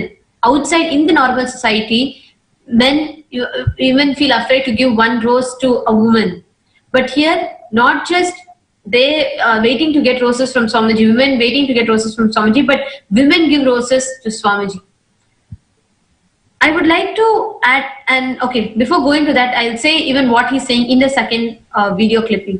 In the second clipping, he says, when you see a sannyasi, you're supposed to feel like folding your hands and like praying to them. But seeing these women sannyasis, it is not like that. It's like calling them to sleep with. That is exactly what he's talking. This shows the kind of Actually, ma, one thing I wanted to tell. See, Devi Sita, right? So all of us just look at her and just fold our hands because she's an embodiment of Parashakti. But to Ravana, she was looking as a very physically attractive woman. So how that person looks is in the eyes of the beholder. For all the great beings, Devi Sita was an embodiment of Devi Parashakti. And for Ravana, the demon, he looked as an object of pleasure. So what Janardhan is actually revealing here is not about the person, but it is about his own inner, whatever feeling or whoever he is getting revealed. That is what I can say very clearly by seeing at the picture. And NTV can even project the pictures of sannyas women, who are an epitome of the symbol of taking this path, living this path, and showing symbol of the strength that women of today can stand, even in a so-called male chauvinistic religion till date, where sannyas to women was literally non-existent. And giving up our lives and standing up and taking this lifestyle so courageously with so much of excitement and enthusiasm, if somebody sees such women and thinks to invite them for their physical pleasure, it can only show about them, exposes their inner lust and inner violence of how they see other women. Actually, here as you told Mahasannidhanam Swami, one point that I wanted to add is they're reducing, when this man is talking so abusively about women, and you all can just see you can just smell the misogyny in his words. He is reducing women merely just what he's saying. Oh, outside men are afraid to even go give a rose to women. Do you think we all wait for roses from people? What nonsense! And that is the lifestyle that we have chosen. We are monks. We have chosen this lifestyle. And how dare he goes to a public media channel and talk about us like that? And he was living here with all the Adinavasis, with all the monks in the Dhyana Pitam for almost 4 years. And three of his daughters were monks themselves, 2 of you and your younger sister. So what is he talking about? Now I know every moment how I was looked at. I just want to make this one statement, because when the very cognition that he's carrying about another woman is so cheap, I want to tell, I am not afraid, or just because men talk like this, or just because few of the narrow-minded people talk like this, we are not going to become afraid, or we are not going to become quiet. I am proud and I'm happy to radiate the grace I'm radiating and dress up the way I am dressing up, because I am not going to care or going to going to even listen to what these people are talking, because this just shows. I used to think before, like when people used to talk about patriarchy and misogyny, how the whole thing is, I used to think, how is it even relevant today? Because women are able to achieve, but we are put through unnecessary stereotypes. We are put through unnecessary struggles that we don't even need to go through. And that is not going to silence us, but I just want to tell you all that this is a kind of society, this is a kind of narrow-mindedness that even a father of 4 can carry. Looking at his own daughters, projecting his own daughters' pictures, he calls us models, he equates us to a prostitute. Actually, this shows, Ma Nithyananda and Ma Tattvapriya, this shows the demonic intentions. We call it a Rakshas Pravati. This is how he perceives the women. That means how cheap-minded that person is. Just like Ravana. Even to Devi Sita, he can think of only the sexual pleasure. But we, women, all the sannyasis in the Sangha, we live a chaste, a celibate lifestyle, where no one even can look at us with that context. Today, 75% of women are the leaders in Sangha. Be it taking programs, going to the world tours, conducting classes, manifesting powers, doing pujas, abhishekam in the temple. Everything end to end. Swamiji has empowered us to the extent that literally we have experienced that yes, we are Parashakti. As actually being born in a yes, ma'am. Yes, being born in a traditional Hindu family before I took sannyas, even though we were not discriminated, but the right inner image was never there. And I consumed a lot of the so-called Western ideas of, women need to speak, women need to fight for their rights in a very wrong way. Until I met Swamiji. Because, I always used to be like, okay, what my brother can do, I should be able to do. That was what I thought was women's rights. But really, women's rights is not about competing with men or being able to do everything an opposite gender does. No. It is to identify and to express my uniqueness. I have my creativity, my uniqueness, and being able to express that is the real Vedic feminism. Kunti had her own uniqueness that she expressed. Draupadi had her own uniqueness that she expressed. Ahalya had her own uniqueness that she expressed. So each of us are unique in our own way. I don't have to compete with anybody, and I don't have to prove by doing something that somebody else does, is what I learned as a female sannyasi of the Nithyananda Sannyasa Sampradaya and being with Swamiji. He brings the uniqueness in us. Only when we are not able to discover our uniqueness, we fight and try to prove ourselves as somebody else. You don't need to prove yourself to anybody. Actually, I just wanted to add a point over here, because as you were sharing, Ma, we had a lot of stereotypes set by the outside society, which was not originally part of Hinduism.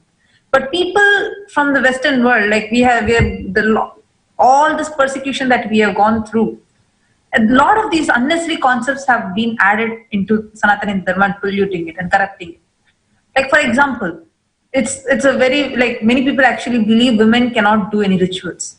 But I was shocked, when I came to Adinam also, first I was like, why women are allowed to do rituals?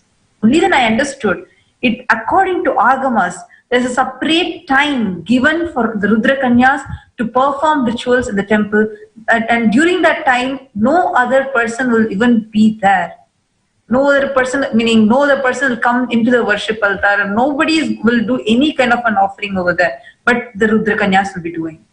So I was so shocked when I learnt about it. Actually, even the Yajnopavita that we are all wearing, even sannyas, everything that society has already set a stereotype that women are not meant to do this. Women are not, you can't do that, you can't do this. No. And this very idea of in Hinduism, this entire sati system, everything was used. What we created, how we were living, that very lifestyle was completely made into a lie, into a completely different fabricated story and used as a weapon against us.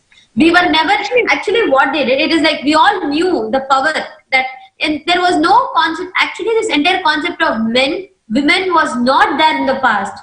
Like Swamiji beautifully explained during Paramashiva-AdiShakti, it's all love and gender. That gender biases was never there in our entire system, in our entire Hinduism. No one was like, oh, she's a woman, she's great, he's a man, he's great. No.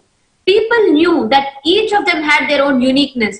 But today, there are unnecessary biases between gender, inequality, all of those nonsense. They removed our power from us. It is like we were able to be enlightened beings. And they removed that, and now they're just putting us as a mere CEO and talking, oh, you fight to become a CEO. They're not letting us see what our actual potential is. And also another thing that we need to understand here, we never discriminated women. In Hinduism never discriminated women.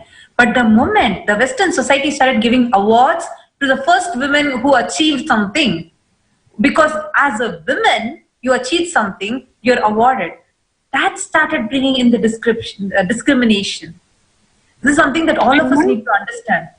Because the moment you bring something telling, oh, because, even though you're a woman, you have achieved this, you're already putting women in a lower pedestal. You're already discriminating the women.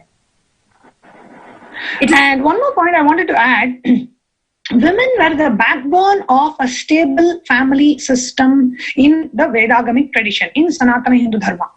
Women took care of, cooking the right nutritious food, creating a beautiful, healthy ambience. Now, it was only when the British invaded India, women were given wrong ideas that, oh, they are not being sent to work. Women don't need to go to work. See, for you to, women played a very important role in the stable family system of Sanatana Hindu Dharma. They kept the family together. They cooked and provided proper nutritious food. They took care of the health and well-being of the whole family, the children. And they brought the children up. Now what is happening is with the women going to work, the family system is not as stable. The children are not being given the right ambience. The women are not cooking, people are eating outside, it is disturbing their health. So all this is very important in keeping that stable family system alive. But the women... sorry to interrupt you, but as you so rightly said, women were the ones who kept the stable family system alive. One can also understand why systematically the women were persecuted by the anti-Hindu elements and the invaders, because they knew, how they knew the Gurukul system of education was one of the strongest pillars and backbone of the enlightened civilization that India was producing all over the world. They also knew that women were playing a very critical and major role in keeping the whole system together, which is why they started. And of course, our women were radiating so much beauty and grace because of their whole divinity that they were radiating. And that was what was hit by these persecutors and invaders, where they started raping our women. And naturally, when such things start happening, the women started getting into a low self-esteem, and the whole life for them turned upside down. So it was actually a systematic, strategic destruction of the feminine consciousness that happened. It was a conscious destruction of the entire sacred feminine consciousness that happened, and one of the worst in that, because what a woman can do, what a difference one woman can do, a woman who realizes her divinity, who's taught her divinity, is just phenomenal for the entire world, not just for her family. And the examples that you cited initially in this segment is that Devi Sita and the likes of her, they are all women who made an impact globally, not just in their own family of a few people. So really, when we talk on the subject of sacred feminine consciousness, the way the whole thing has been reduced to women's lib today, is, as also Nithyananda rightly pointed out, the whole thing has been reduced to something so small. You know, the aspiration for women is so small today that they're just vying to be a CEO or on par with their male counterparts, whereas they should be talking about how to radiate their divinity. They are the universal cosmic mother herself. So actually, in the Hinduism, if we see, everything auspicious is named after women. In Sanskrit, we have 3 lingas: the Pullinga, Strilinga, and Napunsakalinga. If you see every auspicious things, most of the auspicious things are named with Strilinga, which is women, which is named after women. Let's say River Ganga, or even wealth is called as Lakshmi. And Vidya, meaning knowledge, is called as Vidya. All these things, everything auspicious is always named after women. Because in Sanatana Hindu Dharma, we believe that women are auspiciousness. Actually, today talking about the separation, it causes so much of pain to me, honestly, because there was never a division. Yes. They brought 2 main genders. They created a separation. When I say they, these narrow-minded people, right from like thousands of years before, right from like Ravana, like few of these narrow-minded people that unfortunately... narrow-minded people, Ma. It is not even narrow-minded people. It is the people who did not like the women living such an empowered life. They did not like the women wielding so much of power just by their sheer divinity. So I would not even say it is narrow-minded. It is a conscious, systematic, strategic persecution of women. And now they brought up a discussion of women's liberation, which is redundant. It doesn't even exist. It is so non-existent that this whole women's liberation, I would say, is completely redundant, because women are divine by themselves. So, and they're trying to create and the favor they're doing to women today. Exactly. They're actually trying to completely lower our platform. See, the entire race is a rat race. So even if you win the race, you're still a rat. The way you are made to organize yourself, oh, see, I've achieved. I become, like as she was sharing, I become a CEO. That's all. Now I've achieved what I want. No. A women's astitva is lost today.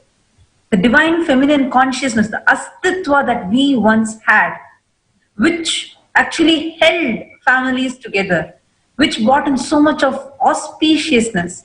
So just a few minutes before we were seeing a video clipping where Swamiji was sharing about how when chaste women were there, they just by one command, they'll be able to bring rain. Actually, one thing that I'm able to relate, one thing that I wanted to tell is, even before coming to Gurukul, like even before meeting Swamiji, I have had that experience. Many of us might go through this, where today the way women are itself, we feel overpowered, and that is because we allow things to happen.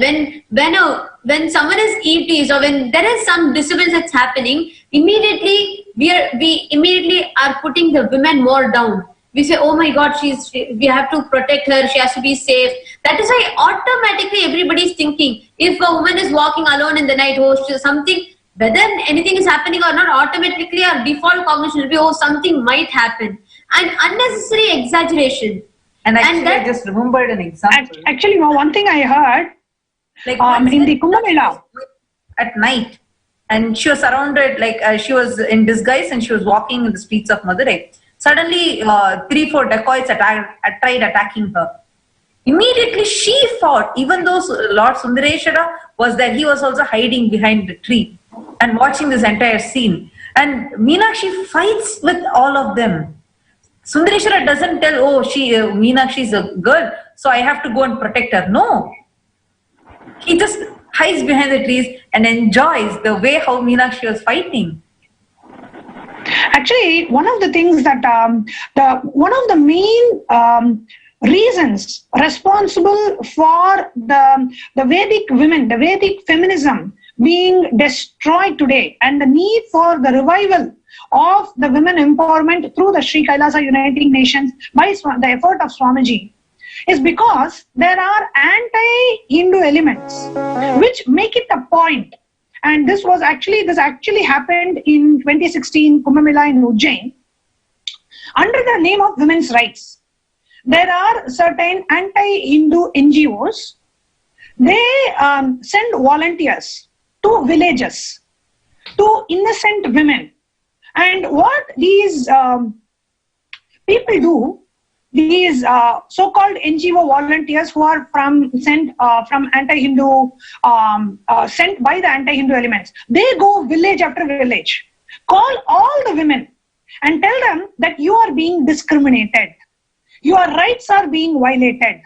You are being made to sit inside a house and cook for your husband.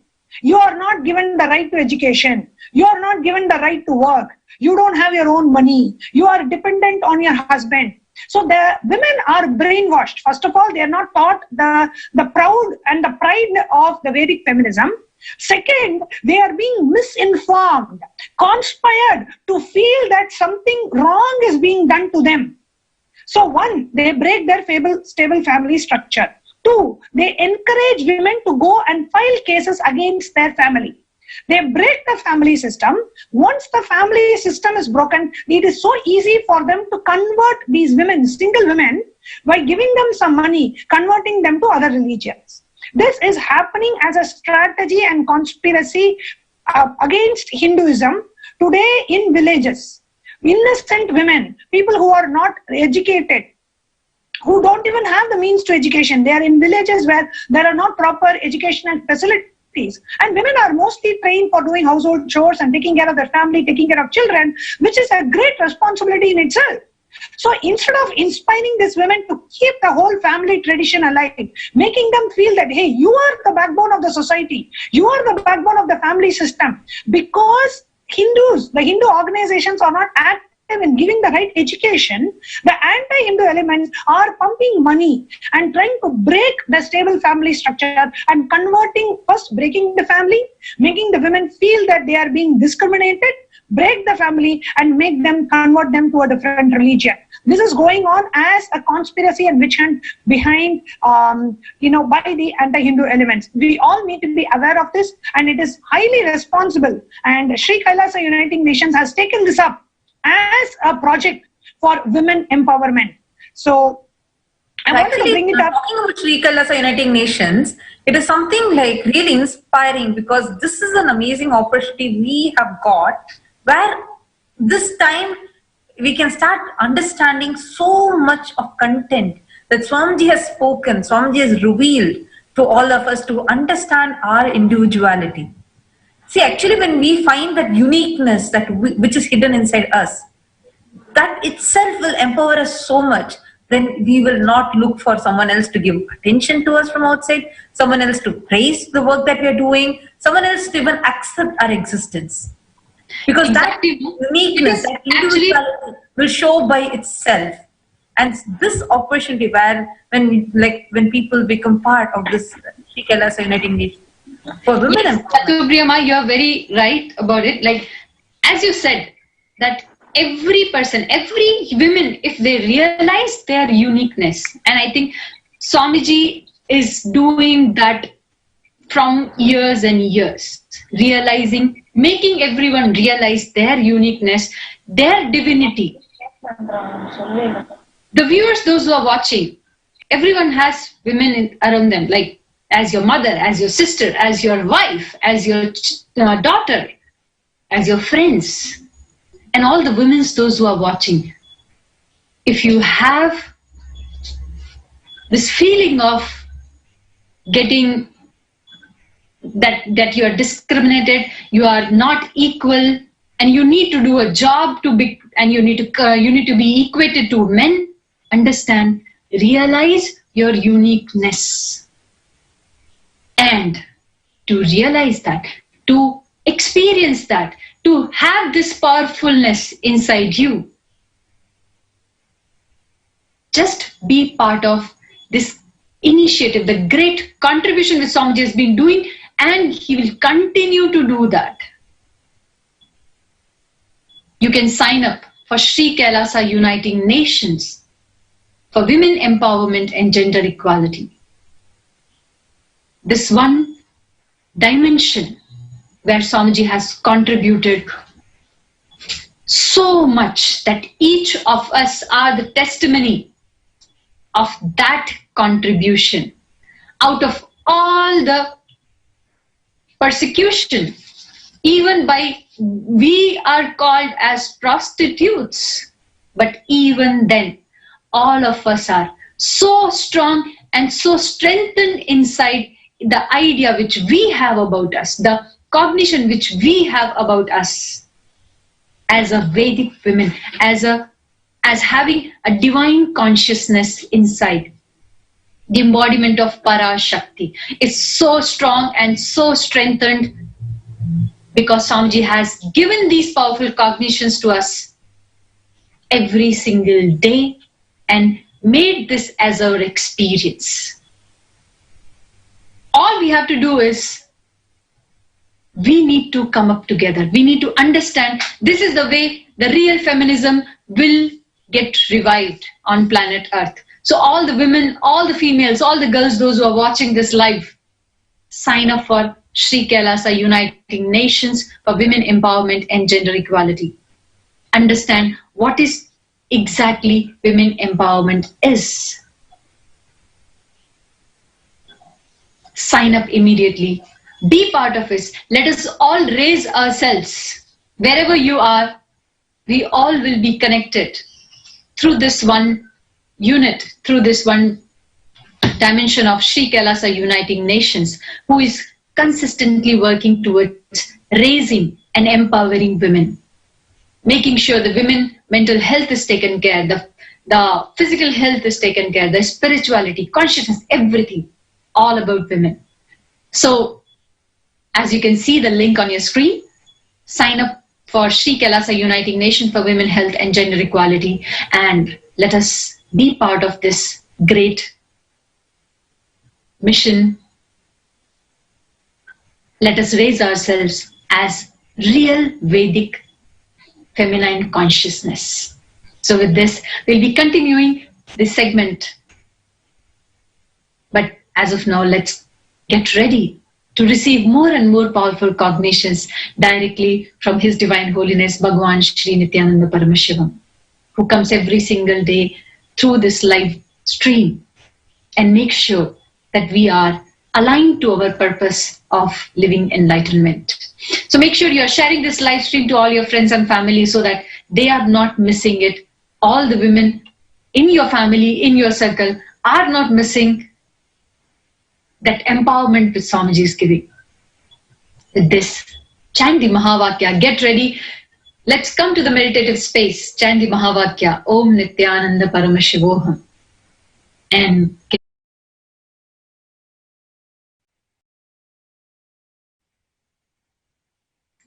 Nithyanandam. Wow, the way Swamiji described every pillar of SHRIKAILASA. Everything, whatever Swamiji is doing, is as per the Shastras, as per the Agamas, just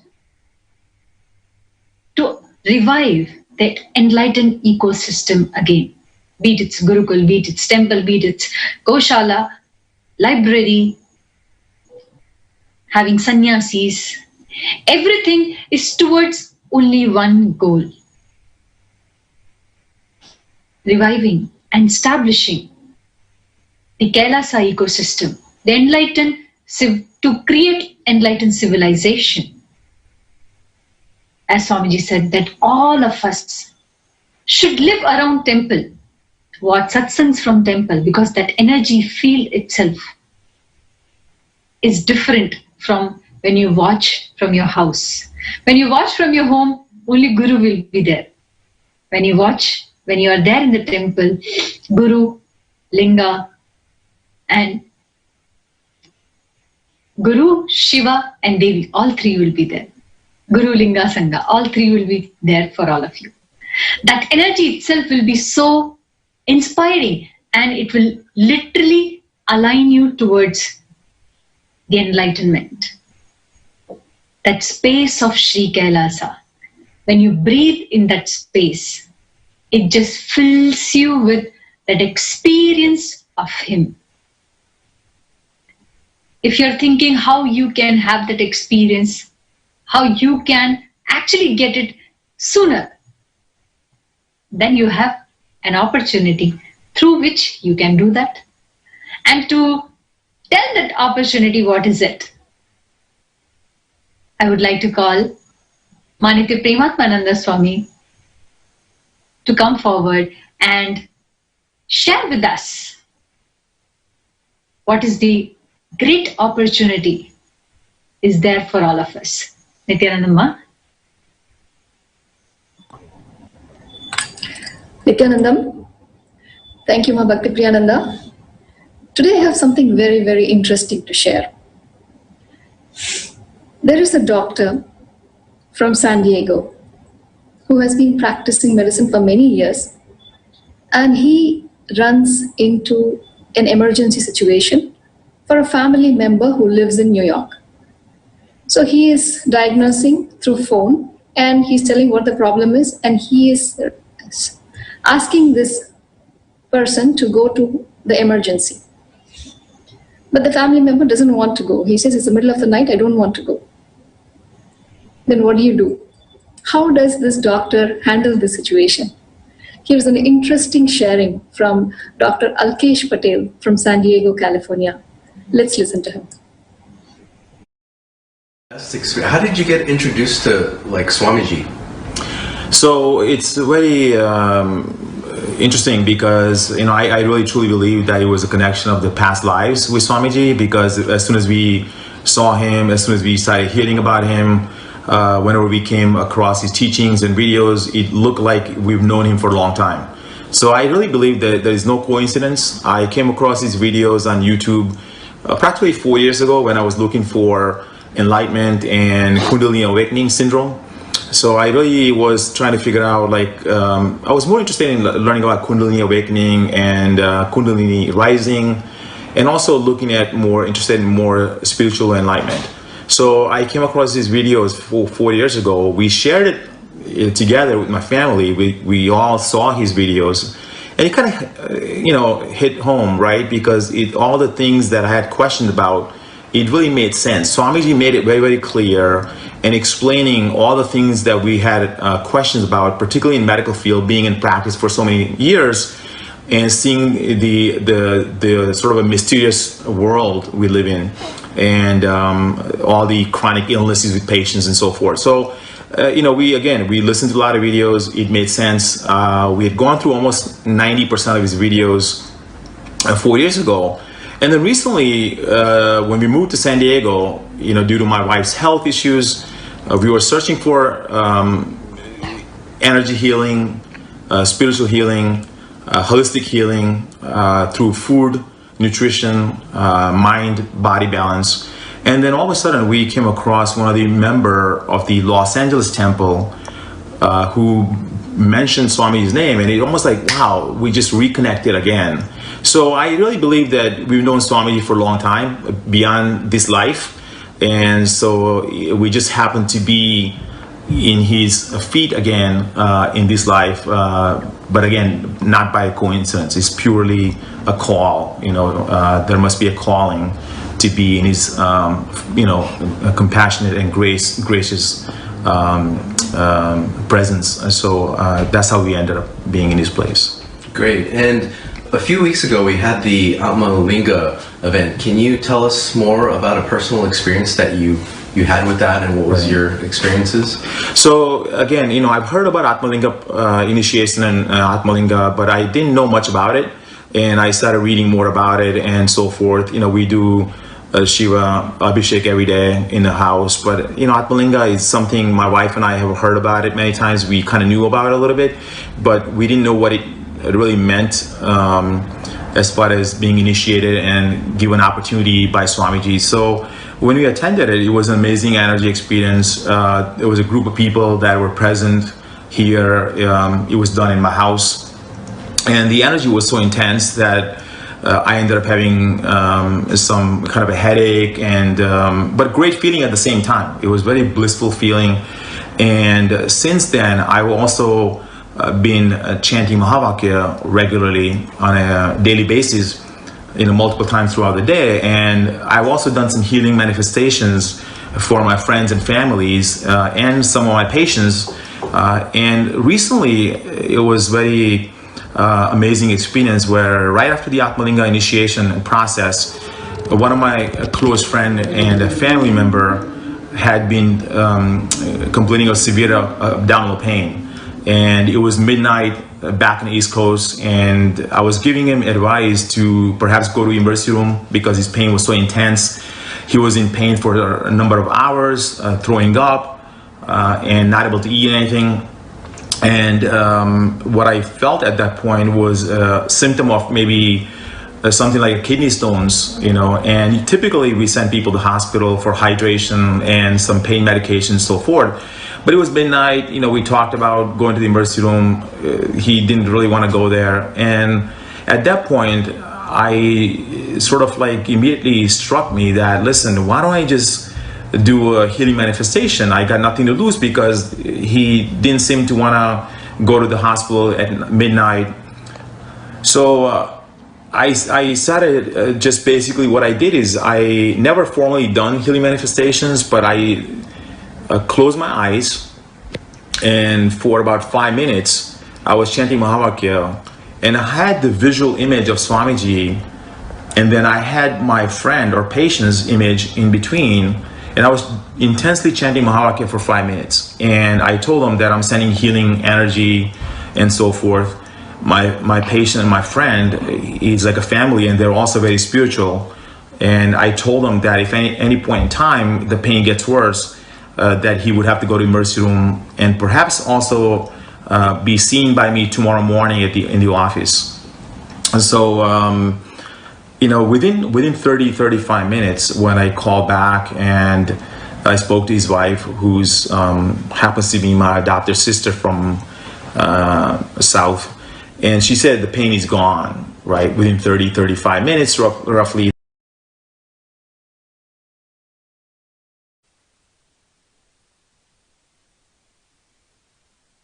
Them. It is an amazing sharing from a doctor who has been practicing for many years, and he runs into a medical emergency for a family member, and he decides to chant the Mahavakya. This doctor lives in San Diego, and this family member is living in New York, going through this emergency. And of course, the doctor had the presence of mind to remember Swamiji and to chant Mahavakya. Just within a matter of half an hour, this person got healed, which could have gone for 7 to 8 hours of intense pain. I mean, how powerful, what a great gift that Swamiji is giving to us. I know there are some viewers who feel either for whatever reason that they are not able to participate in the Atmalinga spiritual healing for the global health. There are many ways, or there are people who have not received their Atmalinga, who have been initiated by Swamiji. Of course, by the power of Mahavakya chanting, we can make a difference to the world. It is such a beautiful sharing from Dr. Alkesh Patel. But do not continue to be this way. If you have not received your Diksha, please register. Swamiji is making this program available every single weekend, Saturday and Sunday, and for some zones, Friday and Saturday. If you feel if you're not able to even make these 2 days, Swamiji makes it even more simple for us by again giving this Diksha on Paramashiva-Ratri. While we enjoy Paramashiva-Ratri, celebrate with Swamiji, he gives us the Shiva Diksha. So do not miss this opportunity to receive this Diksha from Paramashiva himself on Paramashiva-Ratri. The Diksha, the Shiva Diksha, Swamiji gives on Paramashiva-Ratri on February 21st. You can attend this program in any center. Of course, temples would be even better, temples near you. If not, please do travel, as Swamiji was explaining, Swamiji was describing the beautiful enlightenment ecosystems that we have created. If you live anywhere in the US or Canada, please do not miss this opportunity to travel, physically go to our temples, to Swamiji's temples, and enjoy that space of that Guru, Linga and Sangha. So back to you, Ma, Nithyanandam.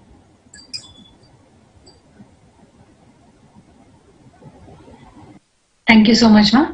And with this, let us all welcome Swamiji back for this special process. Thank you for watching us. I hope you all are signing. Thank you, Nithyanandam. Paramashivam. Om Nithyananda. Paramashivam.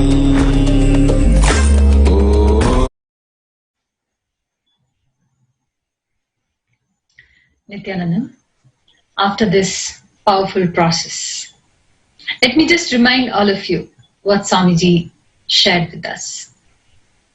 Whether you are Swamiji's devotee, Swamiji's disciple or not, but live around temples.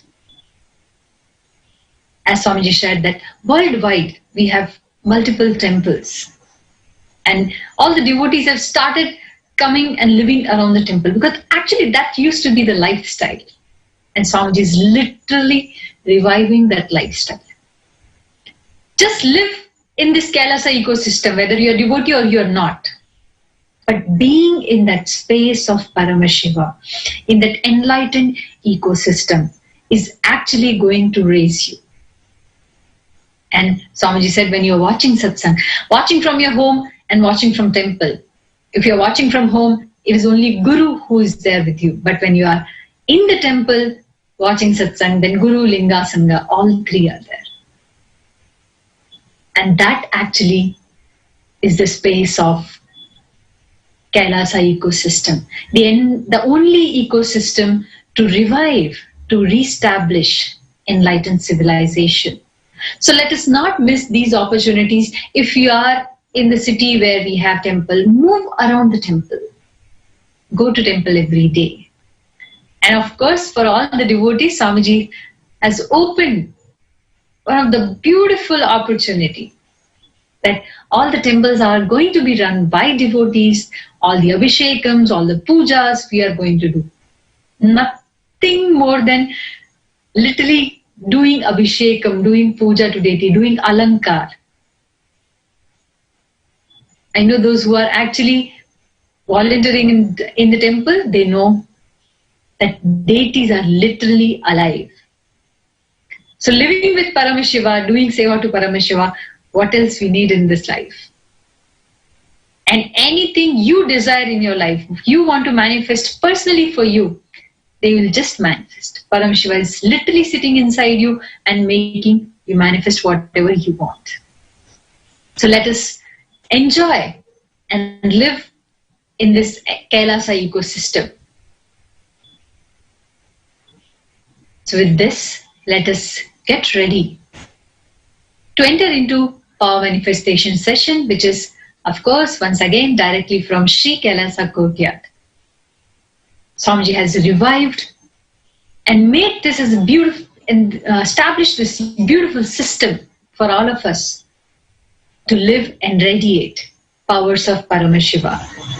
So if you have any question or any kind of doubt or any feedback or review, you can reach out to us through an email, which is contact@kailasa.org, and you can visit our website for more details about SHRIKAILASA and give your reviews, feedbacks, and your questions with the live chat. So we are 24/7 available for all of you at www.kailasa.org. And with this, we'll see you all tomorrow at the same time, same channel. Don't forget to watch us live right from 7 a.m. IST on the same channel. So thank you for watching us, and let us all enter into power manifestation. Thank you, Nithyanandam.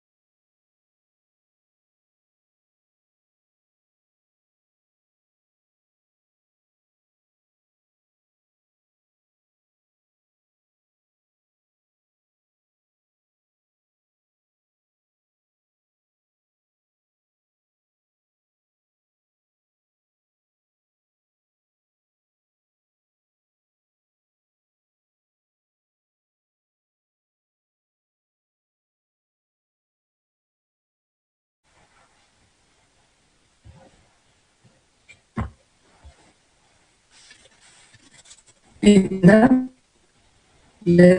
the Sadgurundanam, let's sit straight, visualize Swamiji in the third eye. Nithyanandam Paramasukadam Kevalam Jnanamurtim Dvandvatitam Gagana Sadusham Tattvamasya-Adilaksham Ekam Nityam Vimalamachalam Sarvadi Sakshibhutam Bhavatitam Trigunarahitam Sadgurum Tam Namami. Nithyanandam, welcome to SHRIKAILASA Courtyard Manifesting Power Session. Welcome all the Paramashivas, the state, space, powers and super consciousness and SHRIKAILASA of Paramashiva. Beautifully Swamiji said how we are continuously in the space of Nitya. We will be out of delusion. Anything we know as even Paramashiva, it is completely delusion. But something is impermanent, which is there in all the states. Whether it's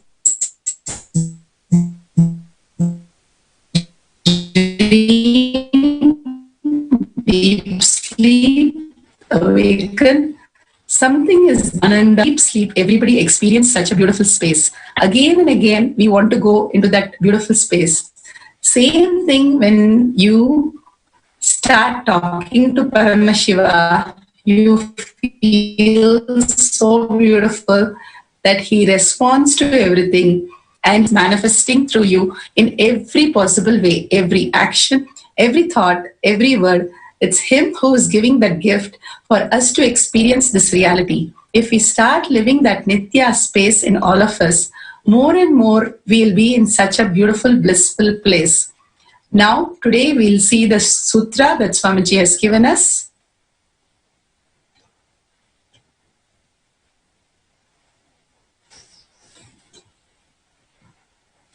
This is Trinetra Haram, chapter 1, verse 3, the power of third eye. Dahanapyayane tena prakashyam vidhadhamyaham shrishtim sthitim samhratim cha tritanurvidadhamyaham dahanapyayane tena prakashyam vidadhamyaham Shrishtim sthitim samhratim cha tritanurvidadhamyaham. So beautifully that Swamiji said exactly same. Here he says, I am abode of the three bodies, Srishti's manifestation, Sthiti, maintenance, Samhara, pulling us, completely regenerating and dissolving and absorbing of our regeneration. That is the destruction. Swamiji beautifully said how our delusion is the destruction. Again and again we destroy to the extent that we need to understand that Nitya is the permanent space in us. Till we are again and again destroying ourselves, we are not able to realize the ultimate, which is the cognition shift that we need to do. And cognizing the ultimate is the reality that he himself is manifesting through us again and again is the only reality, existential reality for all of us that Swamiji is giving us so beautifully. From my increasing and expanding effulgence, the life-filled energy pervades as light to all. Simply when we see the beautiful Nitya in us, the self-effulgent, continuously happening and keeping us alive. Only because of him we are even alive. Only he is manifesting through us in every action, every thought, whatever is happening to us, it's because he is happening through us. Every breath we understand he is happening through us. But when it comes to every thought, we have a doubt. Is it him or we are guessing? Even the guess is happening because of him. Because he exists. If we do not have the awareness, the consciousness, we are matter. We are not even alive. So We are alive because He is happening. We are breathing because He is happening in us. Same way, every thought, action, and words is Him in us. That's why He says, every satsang, you feel like you already know something because I have already spoken to you about it, and I am speaking the same thing here. So beautifully, it's Him in us who is doing everything and showing everything and manifesting everything for us. The more we live Him through us and talking to Him continuously unbroken, simply He will make the reality more and more beautiful for us. More and more He happens through us as we are manifesting. So beautifully, here Swamiji is giving a very powerful manifesting Shakti for us to experience this. We'll be posting the instruction now. He's talking about Shrishti Sthiti Samhara, that constantly which is happening inside us as we are moving, how the cells in us migrate in us. Simply one set of cell is gone and another set of cell is happening. So the whole body is regenerated and new body is happening. Every 3 months we have a whole new skeleton system. So the whole system is changed. Same way our life also, so many things are removed to give us a bigger breakthrough. The removal can be a little hard on us because of our patterns and our attachments. But understanding that He is the one who's doing it will make us only simply better and better. When we leave the school and go to college, it's something we are leaving and moving on. We are feeling difficult. Same thing, when we have to leave something and move ahead, we might have a little inhibition or our own ideas and views. But just going with the flow, what Swamiji is taking us again and again, more and more into the deeper science, we will simply enjoy the higher reality. Here, we are going to do the power of altering the light, the self-effulgent in us. Simply, Swamiji says, when you walk into the room, by just your consciousness, you can switch off and switch on the light. Just sit and contemplate these beautiful space. How Swamiji said, complete unclutching and deep prayerful space and continuous talking to Swamiji, ajapa ajapa in your throat, and feeling the oneness in your consciousness again and again, that you are in the Suddha Advaita space with Swamiji, and simply He will manifest as your reality. So let's sit straight, visualize Swamiji in your third eye, the ultimate presence of Paramashiva in human form as Swamiji for us, as our Guru. And beautifully He said, if you're in the Linga, Sangha and Guru in the temple, it's 1,000 times more powerful. Anytime you are in the temple, it is always the beautiful space of more and more expansion. So if you can sit straight, visualize Swamiji in your third eye and contemplate on these great truths that Swamiji has given, how the regeneration is happening, how the Srishti is happening, how the maintenance is happening continuously in your life, in each and every dimension, that He Himself is manifesting through you. And more as aligning every thought, every action to Swamiji manifesting through us and talking to Him continuously, He will simply manifest the whole reality for us. Such an easy and simple process He has given for us to talk to Him. The more we talk to Him, the more we melt in Him. Such an amazing process. Start living that beautiful space. Jnana Bhakti, the jnana that He gives us, the powerful cognition and the bhakti continuously melting in Him. Understanding that such a beautiful space is you in Him and He in you, the whole space that you will be generating, manifesting as Swamiji is manifesting through you. So contemplate on this great truth and continuously chant the Mahavakya from your navel center, offering to the Jatagni inside your stomach. The chanting must be deep and intense with listening. The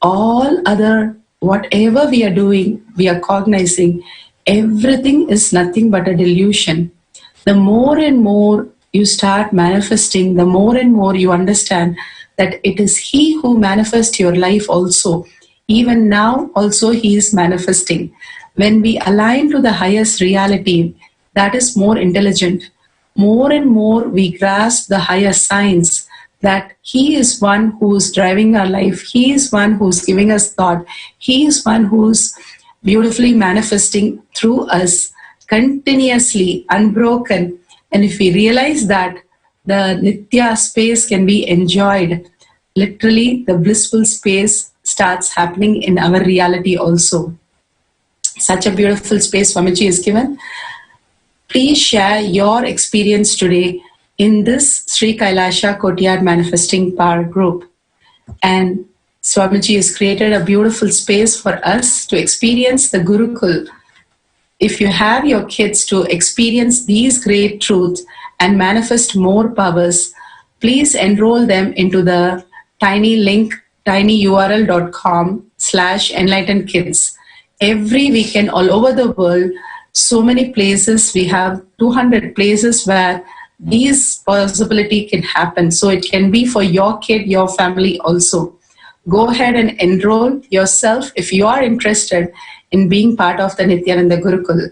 It's just a couple of hours a week.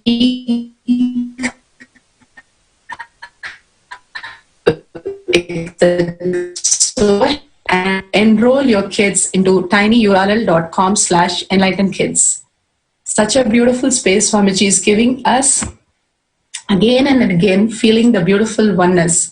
Let's surrender all these great truths and this powerful cognition and power manifestation to Swamiji's lotus feet. More and more when we are in the prayerful space, and more we continuously keep talking to Swamiji and surrender everything to Swamiji's lotus feet, we empower ourselves more and more to be in the reality. So with a deep gratitude and prayerful space, request Swamiji to make this as your existential reality, living in the Nitya space. And with that, visualize Swamiji in your third eye, and let's end with the Purna Mantra. Om Purnamada Purnamidam Purna Purnamudashyate Purnasya Purnamataya Purnamevavashishyate. Om Shanti Shanti Shanti. Hari Om Tat Sat Sarvang Bhagavate Sri Nithyananda Paramashivam Padukarpanamastu. Om Nithyanandam. Thank you so much, Nithyananda. Don't forget the satsang and power manifestation every day. The Charya Pada, being in the satsang, being in temple with your friends and family, and in Sangha, Linga and Guru, experience the ultimate. And Yoga Pada, every day few minutes of yoga, and Kriya Pada, the beautiful puja, the Nitya Puja, to offering to the Linga, the Atma Linga, as how beautiful Swamiji has given us the greatest gift. Every week he has the program. And enroll your friends and family, different groups, ask them to come and experience just the glimpse of how you're experiencing the great reality. And the ultimate, the Jnana Pada, manifesting Swamiji himself as power manifestation. Thank you, Nithyanandam.